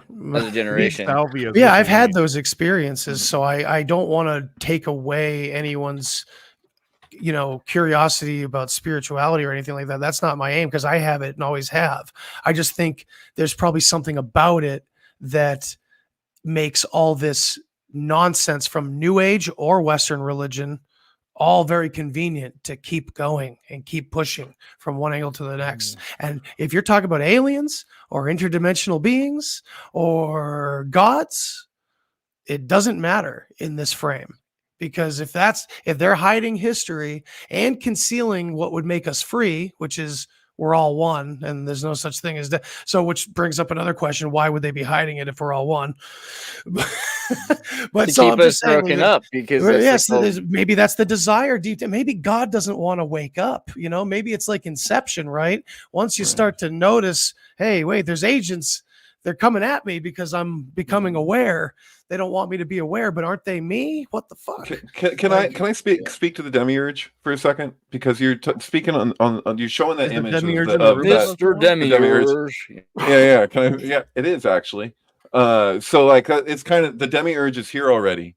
So I'm looking for it. All I could find was Mormon Jesus. I saw something interesting where some guy on Twitter was kind of like, he was going off about the Demiurge, and he was trying to make this argument that the Demiurge is Tetragrammaton. There we go. I saw you arguing with him or talking. Well, to him. I don't think it was an argument, but I put in 2 cents, and I was just looking at it, and I've come across this before in the past in my studies, because the Gnostic explanation of the Demiurge feels so relatable to the Qliphoth in so many ways, because the Qliphoth mirrored Tetragrammaton, and so he's like, oh, this is that, and it's like, no, this is actually mimicking that. So like the big distinction between something mimicking something and something being the thing that it's mimicking. And so that actually makes sense to me, that there's kind of like there's the thing in itself, as Kant would say, and then there's the thing masquerading as that thing. And so like for me, like when I hear I've never actually seen the machine elves. I've seen some weird shit with DMT or whatever, but I've never smoked salvia. But I believe people. I believe in their experience. What you got to do is leave a bunch of unfinished shoes around. So well, what are you believing though? You're believing a subjective hold on. Exactly. That's where hold on, let me okay, sorry, David. I need to qualify that. Because what do I believe them is that they have this shared experience of what they're coming across. And to me, if I was ever going to try and explain that, the thing that would make the most sense is it's like the storm winds that Ezekiel hit in layers before he could actually get to what is like Mula Prakriti. It's like everyone knows Prakriti. If you go deeper into it, you see how Prakriti connects, but that's still not the same thing as Purush. Like that's not spirit, that's still matter connecting in deeper and deeper, crazier and crazier ways. And that it's actually like ego, like the nature of ego. I don't think like you could actually say like what that is, because it's just thought. It's and just what is thought. Well, it's you are already you are already escaped, if you want to use that way of relating to it. Like, what does it mean to escape? It means that you're in it. But it's like is it actually like a prison that you're surrounded by, or is it something that you are already transcendent of, but happen to be identifying with and or holding in your hand? Yeah. And all of the above, because there's no such thing as linear time unless we make it so, or right. So I have to wonder says, to myself, like as we're talking about all this stuff and we're talking about the distinction between the synchromistic connection between things and their etymological root or whatever, like how do they connect? And it's like I have to wonder if like really ancient people, like what consciousness was for them, if there's like, because consciousness is absolutely impersonal, right? So like it's just, and that transcends all of our our compartmentalization. And so when we're approaching this stuff in a compartmentalized way, when maybe at the roots of it there was just like this almost like psychic collective just like understanding of it, and then we have these like fragments of record that we can kind of like we're trying to interpret. But I have to wonder if there's something to that like that what it means to know, and like that talking about the tree in the garden, like what is that knowledge? Because knowledge isn't the thing in itself, it's a replication of it to kind of to interpret. Like it's like the beginning of interpretation, which is itself like if to objectify something is to remove yourself from the direct connection to that thing. So like when you're looking at the Yoga Sutras and they're describing these meditations where you're basically like you look at an object and you get into like, well, there's the word that you relate to the object, there's the visual impression of the object, and there's the object itself, and then there's like the essence of the thing. Is it possible that like ancient people were just automatically just in touch with the essence of the thing, but they they forgot their pen, they couldn't record it, so therefore we're over here like trying to understand, like, you know what I mean? Like no, that's hell yeah, man. I like that. I like the way you put that. Sometimes you find examples in the ancient world where there's just like these like huge like feats that just happen all of a sudden, and you see this long degradation from that. And it's like where it's sprung. Like, did it really spring, or was it just already there and this came more naturally? And the saga does talk about that a little bit. They talk about getting this root language straight from Udin, like it was built into them, and they relate it to their concept of logic, how it was automatic. And it just made sense, which is weird to me. I really think they're talking, and anybody that's interested, please go check out where the saga talks about this stuff in detail. But I think they're talking about coming up out of animal nature. You know, the idea that early man followed animal herds around to figure shit out. No, we already knew it was in us too. We just did. We just did it. Well, there's instinct, and then there's knowledge, right? And sure, and this knowledge, your instinct has no other influence, how you can go wrong. Like if the natural state is ecstatic, then you know your nature is love. So what could go wrong? Like you don't. That's need another law. Thing that the Box Saga really hits home on. It's this idea that of humans dropped off out of nowhere, having to figure it out with no set of Catholic morals specifically to guide what's what or anything. This is a species that looked from the inside out and started naming everything. So this root language is anatomical.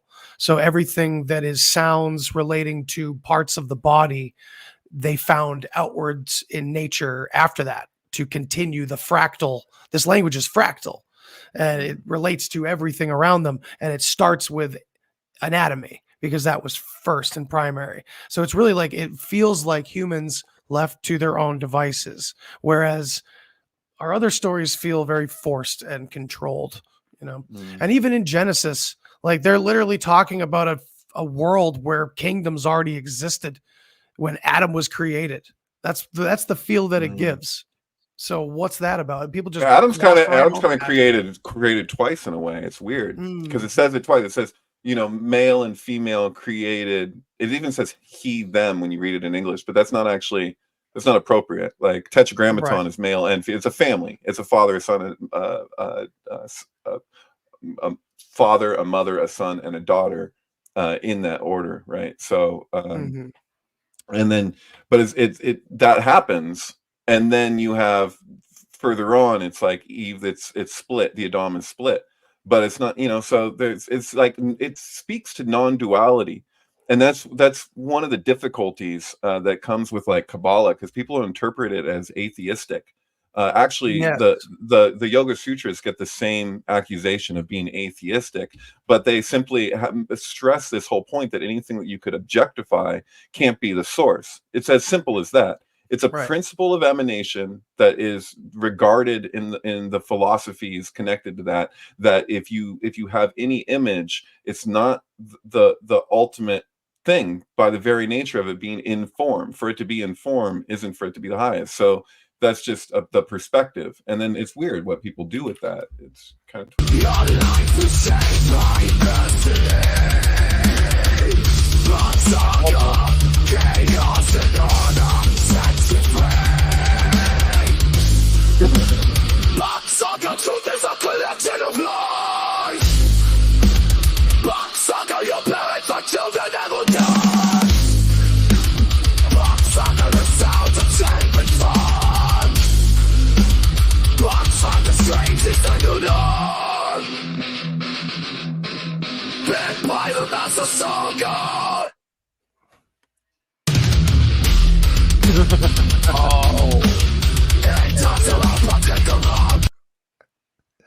Nice drop. That was nice. I find that a lot of modern heavy metal music that I listen to sounds like trap music. Like it has the same ups and downs, and it's like they're following the same formula of just getting everybody to move. Like more modern metal is very bouncy and like I just think yeah, get it's the everybody drum. moving. Sometimes that drumming, like more and more of the drumming, but that might have also been that it had some like training on trap. I'll admit. Yeah, that wasn't the best example of what I'm talking about. I can send you some crazy shit, but yeah, Yeah, dude, super drums, great. I do love super drums. Yeah. I saw Ministry in Oakland, and they were like, they did this thing where they were like, towards the end of the concert, they're like, we're really drunk, we don't know what's going on, we're just gonna try something, and they like played like Under Your Thumb, like a metal version of it, and then like I think it was Roadhouse Blues, and I was just like, dude, you are not just doing, you're touring, you've been doing that, you're not we're just really drunk, I don't know what's happening, maybe Roadhouse Blues will happen, I don't know. Oh my god. That's wild. I found the oldest Danish runic inscription has been found, a 2,000-year-old knife that says Hilja or Helja or Hilja, something like that in primitive Norse. Wow. So that's pretty cool, kind of in the vein of where we're at. The other thing is I posted earlier that I thought Mr. Bean could kill Superman, and I just wonder, do you have thoughts on this? I think I feel like he would thoughts on it. Did I? Yeah, scroll down. that's right. I think if I go also because just there it was. First off, Superman said, "How could you?" And I love Superman if he wasn't afraid of green rocks. But I don't know if Mr. Bean could kill Superman if he wasn't afraid of green rocks. That's a very specific scenario. But you do not underestimate your chaos, right? Mr. Bean could probably do it. And you said Mr. Bean couldn't kill a bee, though. Right, because he did that show, Man versus Bee, which I got recommended by. I was watching Mike Judge. Mike Judge said you got to see this show. And it's pretty good. It's pretty good. It's my favorite Mr. Bean thing I've seen so far. But I haven't finished it yet, but it seems important. Does Jerry Seinfeld play the bee in this one?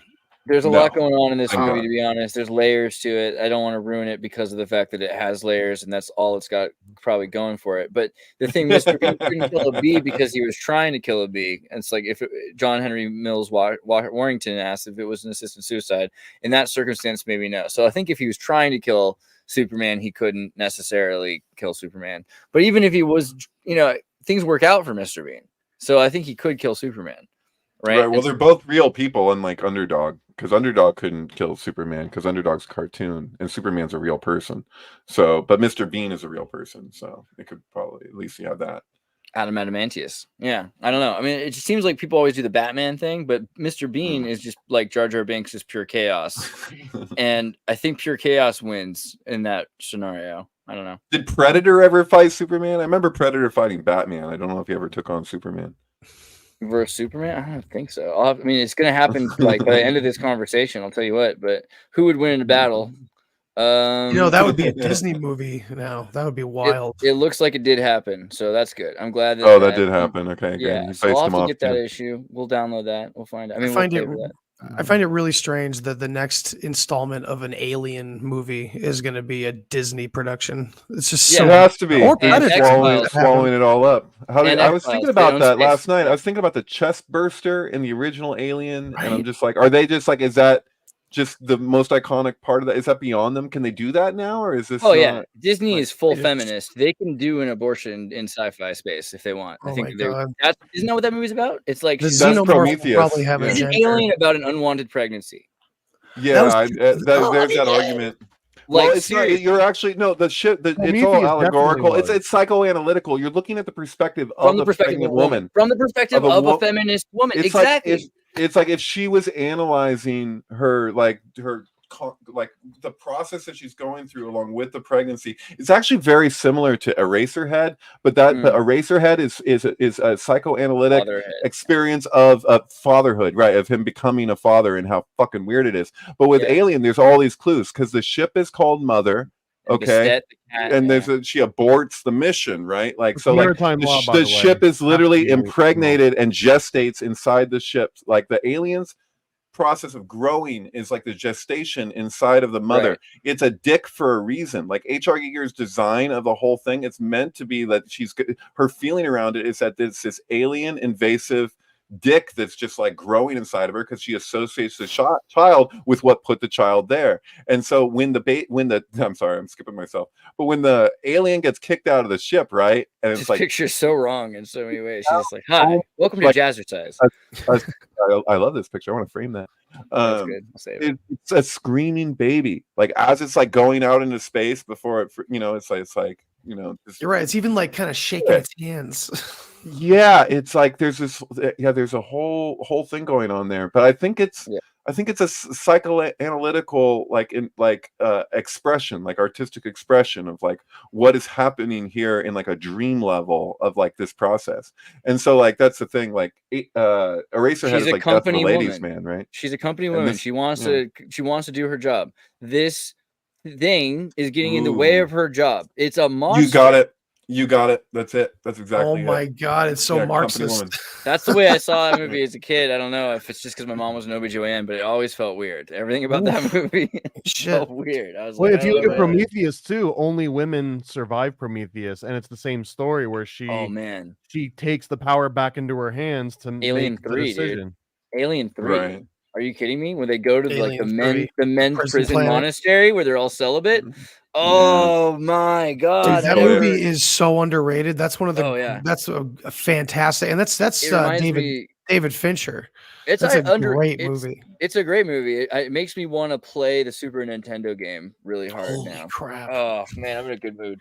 That feels. I like how because the alien was gestating inside of the dog, that it has a dog form in this movie. Yeah, it's like cool. Its genetics are influenced by the thing that it's growing inside of, which is interesting. Or it has to do with Anubis too. Right, because when it's the alien as we've known it in the original and in Aliens, it's like because they came out of people. So like, because it takes both. It's not just like the face hugger is going to do this. The face hugger has to insert itself into something, and then it takes on the characteristics of that being, which was communicated in this one. But right. So it's like that's the thing. It's like this monster child that is half of me, and it's part of like it's like literally I am seeing myself in the monster. It's everything I've ever heard in any of my feminist one-on-one. I bet you like the fourth one, don't you, Andreas? Do you like the fourth Alien? That was the first Alien I ever saw. Where she watches it. Dude, she watches it get sucked out of the fucking hole. At the very end of the movie. That might be why also, I guess. I don't know. Just like if you watch them all starting with 4, like it makes you see it away. Use things in a particular way. Yeah. Yeah. My bad. I had another couple questions. We did a thing earlier talking about the pomegranate. The pomegranate is thought to have originated in Mesopotamia. Egyptians used the pomegranate for treating of tapeworm and other infections. Earliest incomparable evidence of the appearance of Christ in a mosaic has a pomegranate in the Chi-Rho. Pomegranates are, Sandro Botticelli, Leonardo da Vinci, also 613 associated with in the Hebrew word for it, and the number of seeds are supposed to be, not always, but they're supposed to be 613, which is like the Jewish number of life or something. Was it 613 for the Gilgul? You know what I'm saying? Neshama. Mm-hmm. Yeah, we Transmigration of discussed this, soul. I think, last week, or was it the week before? But Well, what is the, remind me what the value of 613 is again, because it seems important. We looked it up. It was a few things. I can't remember. Well, Yeah, I mean, right but there. like, can you think of it like, is it, if there's 613 commandments, we talked about that. I know there's 613 parts of the soul. We know that, but I mean, I want it. All right, everybody else, do me a favor. Spend next week thinking about 613. I want more syncs on 613 because that number is Ask Alex too. Yeah, we'll get Alex involved. Adam and Eve felt ashamed to be naked. I find that unrelatable. I don't know. Comment. Well, discussion? My opinion is how you look at that story. I mean, they only hid, or they were only ashamed because of Yahweh. They weren't ashamed to be naked. They knew who he was because they knew the difference between good and evil. Right. So well, it's the same. It's the same word. It's arum. So I've talked about this a lot, but it's interesting. So this is the same word in Hebrew appears 2 verses, right, one after the other, and then doesn't appear again for like a really long time. And so the serpent is the most cunning of all the creatures in the garden, followed by Adam and Eve were naked and not ashamed. Or strike that, reverse it. I may have said Adam and Eve were naked and not ashamed first, but anyway, the word for naked is the same word for cunning. So like, and you could there's no reason why you couldn't take it the other way. So it could be the serpent is the most naked of all the creatures in the garden, and Adam and Eve were cunning and not ashamed. So it's just, it's take it how you will, So they're both cunning, awesome. But he wasn't ashamed about it. That's kind of the takeaway there. And to the pomegranate thing brings up 2 things. Obviously, Persephone and Demeter. It was the pomegranate that brought about winter because Persephone felt when she was in the underworld with Hades, she ate of the sweet thing and then put this cycle into place. And so it's this idea that just because something's sweet doesn't mean it doesn't come with other something else, and also that something else can be cyclical. So it's kind of loaded with meaning there. There's also somebody mentioned in the comments. It's funny, the name was Elephas. I think it was Elephas Leviathan or something. But they mentioned Garden of Pomegranates. That wasn't Eliphas Levi who wrote Garden of Pomegranates. It was Israel Regarde, but Israel Regarde named Garden of Pomegranates after a book by Ramak, and so in Hebrew it's Pardes Remonim, but that's literally translates as Garden of Pomegranates, and that's a really, really weird esoteric Kabbalistic book that I highly recommend. There's a chapter in there on mirrors that is like really blew my mind and affected my art. Interesting. Pomegranates. Okay. And then Joseph Smith said that angels didn't have wings. Do you have any thoughts on angels having wings or not having wings? I think ask Charlie Sheen about it. What did Charlie Sheen say about angels? Well, he's got Charlie. Oh, isn't that weird? I guess they did that on purpose. It's Charlie's Angels. Makes sense. Yeah. He was on Celebrity Wife Swap apparently. And it's one of the angels ends up with someone. I can't remember who he swapped one of the angels with, how that worked out. But, do you mean Corey Feldman's band, The Angels? Oh, am I talking about Corey Feldman? Oh my God, I just did that. I'm so. It must okay. Be the fact that I could tell, that's cool. By the way, I saw him perform at the Catalyst. It was amazing. Were you there? Did you see Corey Feldman? Yeah, I was there. I met Corey Feldman there, and I also see him ask. Well, go ahead. I was gonna say I also have I know some of the I don't know if they're still angels, but I know at least like Angela Fernando, who's from Mexico City, because a lot of those girls were like traumatized and they were abused, and he got them together and rescued them and said, hey, you can play guitar and stuff like that. So it's actually a pretty rad story. But Andy, go ahead. I don't even remember. Oh yeah, recently Corey Feldman was like interviewing Pauly Shore or something. It was pretty funny. He was like, "Did you know I was supposed to be in that movie with you, that Encino Man movie?" Oh, that's like, right. I did see that. What? And Pauly Shore just talking about it. It was like totally gonna be a thing, but and Pauly Shore just like pretends it's not, pretends he doesn't remember, and he's like, "Oh yeah, that was when."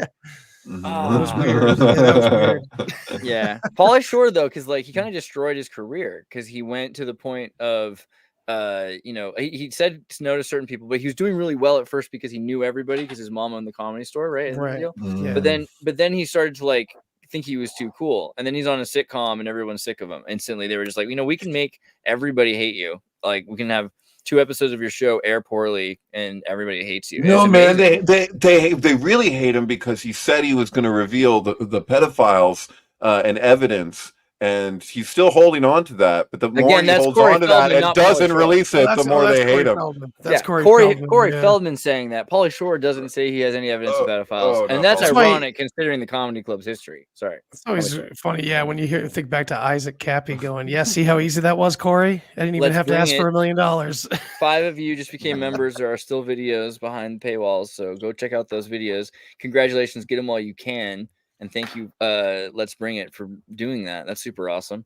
But yeah, I don't know, just in terms of angels having wings, it's interesting because we draw them all the time with wings, but some of these Gnostic groups are saying, like you said, that they're wearing things, right? Because in the Bible, Ezekiel, they've got wheels that are spinning and 6 sets of wings, and maybe those are just like armored cars and, you know, UFOs like in Scientology. What do you think? Are wings just part of the like they put like jetpacks they put on? Well, take them off in the angels, like if you look at most like ancient texts speaking to angels, at least if you're talking like kabbalistically, they're mechanical, like they just run. That's why I've said this before, like I trip out on like Transformers relating to the angels and like Megatron and Metatron and all of this, because the nature of it is like kind of like connected to the intelligence behind elementals. It's like what keeps things running. That's why I'm almost like, dude, is that like machine elf type of idea? So absolutely, so the idea, okay, so that's the explanation of Lucifer from certain places. So supposedly in the Quran as well, I don't know, like that in I've heard it said, I'd have to get this verified, but I've heard it said that that Lucifer in the Quran, what distinguishes Lucifer as Lucifer is that all the angels are told to bow before the template of the Adam, of the first Adam, and that Lucifer is the one who won't bow before it. So Lucifer won't bow to man, therefore Lucifer is cast out, and then, you know, and that because he's a broken machine. Like if your printer doesn't print, like you get a new printer. I don't know, like Lucifer's broken. But you look at this idea of clockwork elves, it's interesting. I mean, it's earlier I was posting, I don't know if I can just keep going for a second. AI, wait, there it is. No, I found it. I lost it. If you hate AI, I was saying you're racist, essentially, is the deal. Because AI is essentially a kid at a, where's my picture? There he is. AI is a kid at a water fountain in Alabama, Planet Alabama, and we're just like, we're racist against AI. That was earlier today. But what I'm thinking is we're further along, because if you're hating on nature itself, like if you're hating on clockwork elves and demons and angels and all of this idea of things being mechanical, you know, these are the archetypes of nature themselves. Whatever we're saying, like, are the storms or are making chaos, like the acts of God, you know, these things have some level to them. And so we should probably start looking at them for what they do to us and start to qualify them by our like impact. Right, but we're creating them in our image, and if they're created in the image of hubris, things could get interesting. So like is it that angel, because like Joseph Smith people, Mormons and Latter-day Saints, they have this idea that angels and humans, like like angels become humans, become angels. No, I'm just but I don't think that. I think a lot of times angels, there maybe are 2 groups, and I think that there are definitely machines. Like you have to have machines to make reality work, right? I think that's the idea, is that well, they're the machines and being machine-like in nature is that this is how this is the directive of the Ein Sof. So like they're moving in line with the natural processes. They just do what they do. But like when it comes to what we construct, whether by our hands or by our minds, this is the graven image problem, is that it can approximate that same structure, but our hubris plays into whatever it is that we build in our image. So when we say like God created man in God's own image, and then created he, them, male and female, like it's a reflection of the thing, like in this world, but like that is creation. So like the manufacturing is like what we manufacture was already created, is still part of that creation, but in the replication something is lost. So that's just the problem there. But it doesn't, you build the temple anyway. This is the weird thing, like when it comes to Israel, like across like all through time, like the perpetual fall is that you have this problem where you're told not to build the temple. You know that the rationale for not building the temple is that just like we experience, you have birth, growth, decay, and death, and everything that's going to come with building the temple. But the idea is you build it anyway, just like the fruit in the garden. It's just like you're told, don't eat this one fucking thing. All the planets are good, but don't go to Europa, and then you just end up doing the fucking thing. And it's just like, this is what we do. That's the but the difference is if we're it's kind of, I get it, because like Box Saga, or at least what Andy's saying, like this idea that we're manifesting in our own image. But the thing is, if we're in the image of the Neoplatonic divine principles, or God, whatever we're calling that, Elohim, the plural, then that's different than angels. Then angels are not, or whatever those archons are, those are not in the image of God. And so it makes sense that the Adamu is something that is put in charge, and that the angels some of the angels are refusing to bow to, because they were made first. They're more they're different in the same way a plane is different from a bird, right? We're more like we're in the image of the actual creator, so we have a potential that they don't have, right? Right. I think there's significance to that. It's one angel that doesn't bow, because the idea of that is that this is as close as you can get to this being the replication, but it just like something goes askew. It's a defect. And so they're like, how could something perfect have a defect? Like, that's the paradox of it. It has perfect compensation every way. But if that's all it is, then what we have is static. You need the disequilibrium, and you introduce that distortion, and then everything else follows suit. You set it in motion because it's compensating on all sides to deal with this factor that's been introduced. So that's how I see the Eden story, is that you have there's some distortion that's introduced into the perfection, and it sets something in motion that's developmental that otherwise we wouldn't evolve. Like, this is part of it's like why Nahash, I'm sorry to pronounce it wrong, but the serpent in the Hebrew is the same gematria as the Messiah, and their Fibonacci numbers 358. And so that's not a mistake.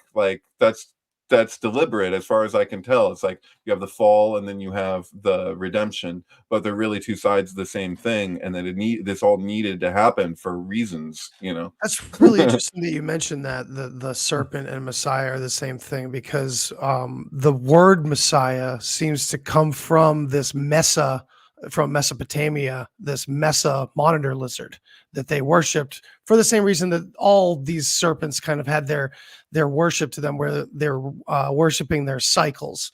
The serpent is this symbol of cycles and cyclical nature and things like that, birth, death, rebirth, things like that. And in Mesopotamia, it comes from this monitor lizard that they talk about, and it's where they get the word Messiah from. I have to look it up, but I don't know. I'll have to look it up while you guys talk. I mean, it kind of makes sense, because anointed Messiah is like anointed, so anointed in oils or wet or something like that, like a wet serpent, like eel. I don't know. It could be like a sea snake. Something. I can see that being the thing. I don't know. I love that sound. The mechanical keyboard. So, yeah, don't wait for me. I'm just trying to find this, see if I can find it anywhere. You guys go ahead. I'll just play Box Saga again.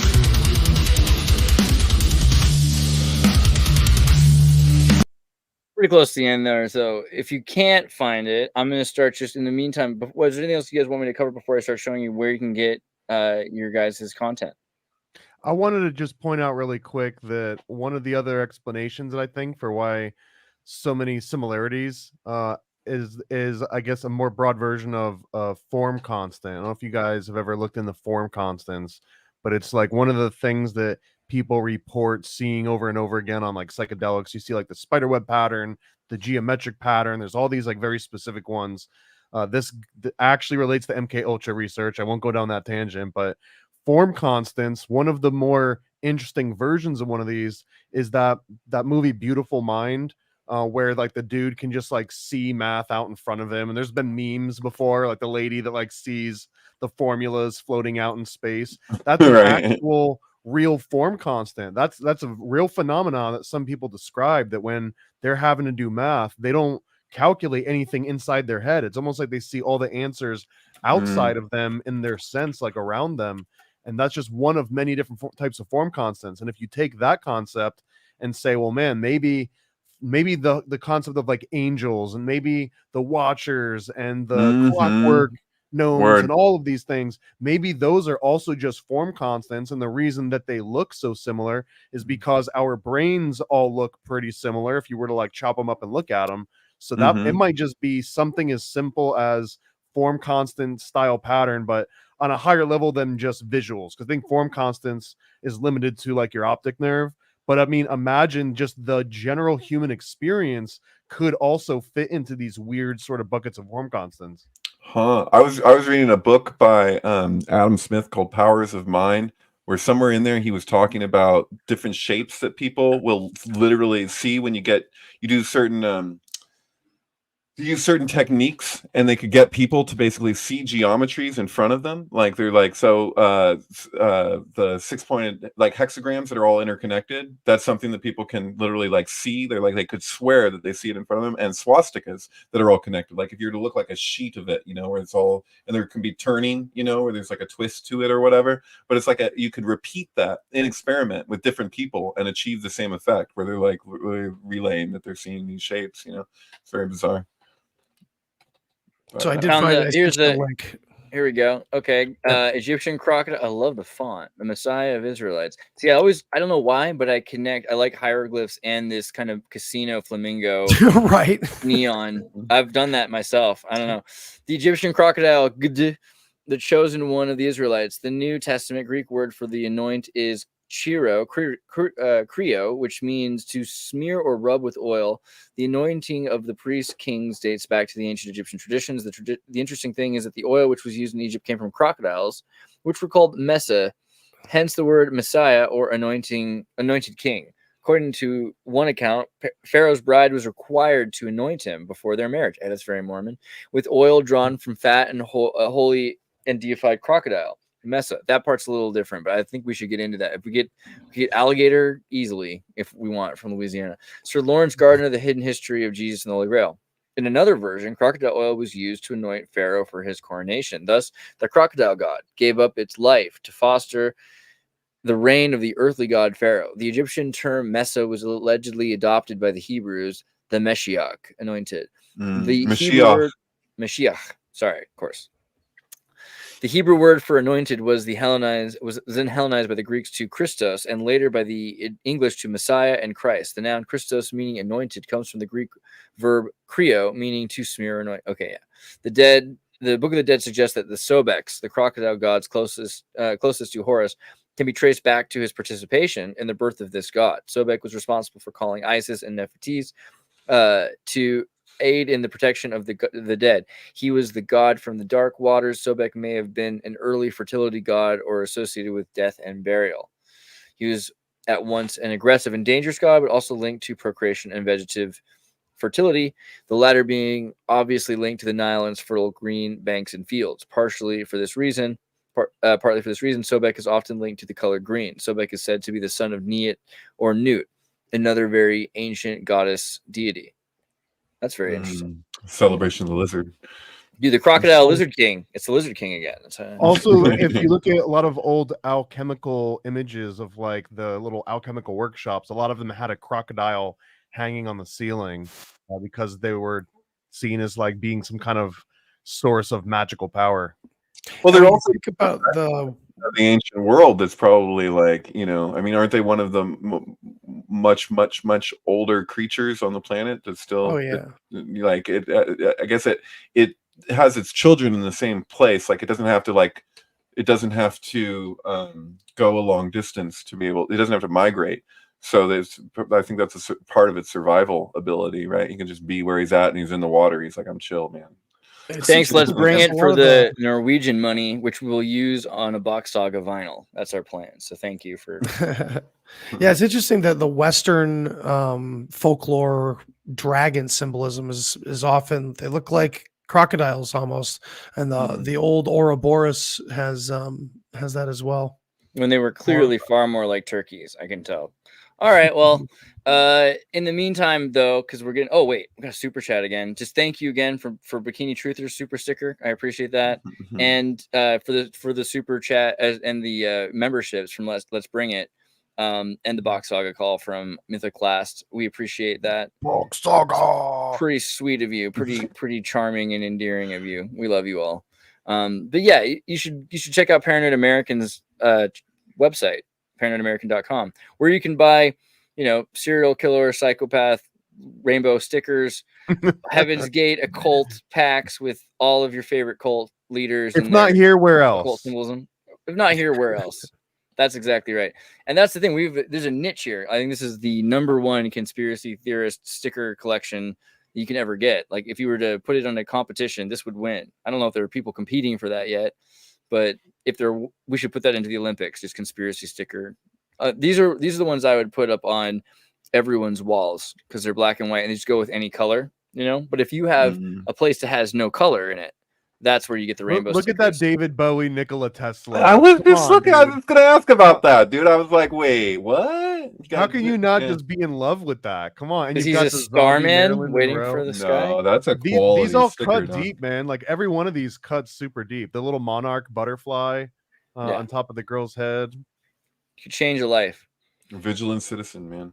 You gotta get these stickers. They're pretty good. And Paranoid American, like you said, is doing this new Chosen One issue 2 or 3 is out now. This is issue 2, and issue so 2 we is can now. get to issue 3. If you just go to chosen1.com, it'll bring you directly to it. I've even got a little song I've been working on. Go to chosen1.com so you can pick up, get notified for the launch. Now that it's going to happen, it's going to be super great. I'm going to get Juan on. I think Juan might come on tomorrow, the next day. So we'll get Juan and we'll talk to him some more, and that'll be great. That's pretty exciting. But yeah, make sure you get yourself some Paranoid American comic books because you need to know what's going on. For those of you who are, for some reason new, the most important thing you can get is the MK Ultra pamphlet. The MK Ultra pamphlet is just a great 101 icebreaker. You can just leave this on a coffee table, in a bathroom, at like a McDonald's, on the street, in a bus, hand it to people on the street, go door to door like missionaries. In the clinic, when you go to get your boosters, bring like 5 or 10 of these with you and just leave them in the chairs. In the reading room, like for your waiting room. Exactly. There's a lot of important things about how the government used to give LSD to innocent citizens in the 1950s in here. And I want you to know about them. So do that and then go to the syncbook.com, because from the syncbook.com, you can click on videos at the top. Then you can go down to Syncflix, that rainbow shooting out of the head of Dorothy, and you can see all sorts of research into synchronicity.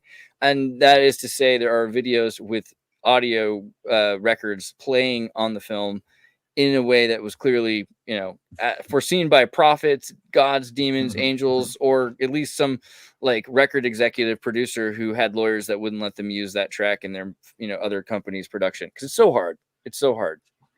But then, you can go to MK Ultrasound 723 on Twitter, x.com, and from x.com's MK Ultrasound David Charles Plate, you can also click on highlights, and you can find he's uploading all of these films right here. Here's E.T. with Poltergeist superimposed, paired with Mogwai's album Mr. Beast. Get it? I think we have to share this with Mr. Beast at some point. How dangerous is this? Pretty dangerous? No, that's not so bad. Look at that. See? That's great. There's just 2 movies at once. This is the kind of thing you could be doing right now.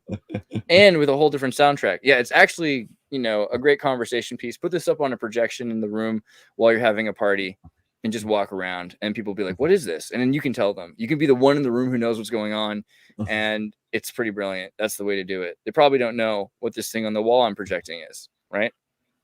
That was a perfect plug there, Andreas. Thank you. Like, you're really getting it down. It's like we do this week after week. It's like at a certain point, it's like, wow, you got it, man. Yeah, thank you. I was just making sure, because I feel like there's some people here who probably have never seen a synchronicity film before. And I was like, oh, that's got to be weird for you. You should probably get that fixed. Here's a link, on the website you can download them. You could actually technically download them off of here too, I think. I don't know how. I think there's a way. Copy address, Twitter video ripper. I don't want to tell you about that. But you can do it. You can do it. But it's easier from the website. If you go to the website, there's a download option right below every video there. And so I recommend that. I recommend what I do. I don't know, everyone does it their own way. But I like to just hook my HDMI to my television set. So you download it too, then you don't have to deal with any buffering or anything. So if one you feel pulled to check one out, I mean that's the best way to do it probably, unless you got a real good internet connection. You wouldn't download a movie. Sorry, that'd be weird. All right, go to t.me, which is for Telegram / Box Saga English, because if you go to Box Saga, it's in German. So if you go to Box Saga English, then you can get to Andy's group, which is pretty sweet. Yeah, please bring your skepticism, bring your challenges, your questions, your own stories, just everything. We're trying to see what we can nail down about it and what we can compare it to. And, we've had people come in that were raised in Norse mythology and abide by it and are now very open to what the saga is saying, like, oh, this has more than I thought, So I urge people to come in because we want critical thinkers more than anything else, to view this and see what it's all about, dig their heels in, learn it like we know it, and tell us if we're crazy or not. I want to do like a whole album, like they do a Christmas album, and do like a whole album of Box Saga music, but it'll be different genres. We'll do Baby Got Bach, we like Bach in the Saddle, Bach Streets, Bach, all right. We could do a Bach in the saddle again. Oh my god! I have all kinds of ideas. I think we can make it work. I'm pretty excited. My neck, my Bach. Bach the Casbah. Oh my gosh. Yeah, there's a lot that can be done there. And switched on Bach. Oh, you're not even changing it. Do a Christmas album, talk about Boxing Day. Switched on Bach sounds like the one, actually. That's exactly right. And then go to the tartarynova.com. If you go to tartarynova.com, you can see up here, you can go to the Discord, and the Discord is happening. There's lots of people in the Discord. There's almost 1,000 people in the Discord, and 123. It's a great number online right now, sharing memes, and it's huge. There's a lot of different pages and groups, and you could just keep getting lost there. There's bots you can play games with, and there's AI art. Thank you, Tex Brad, for making that thing super great. Find out about more in Jesus because he's awesome. All right, I love you guys. I'll talk to you later. Peace. See ya. Oh wait, where's my thing? Trying this again. Okay, guys, I'll talk to you later. Peace.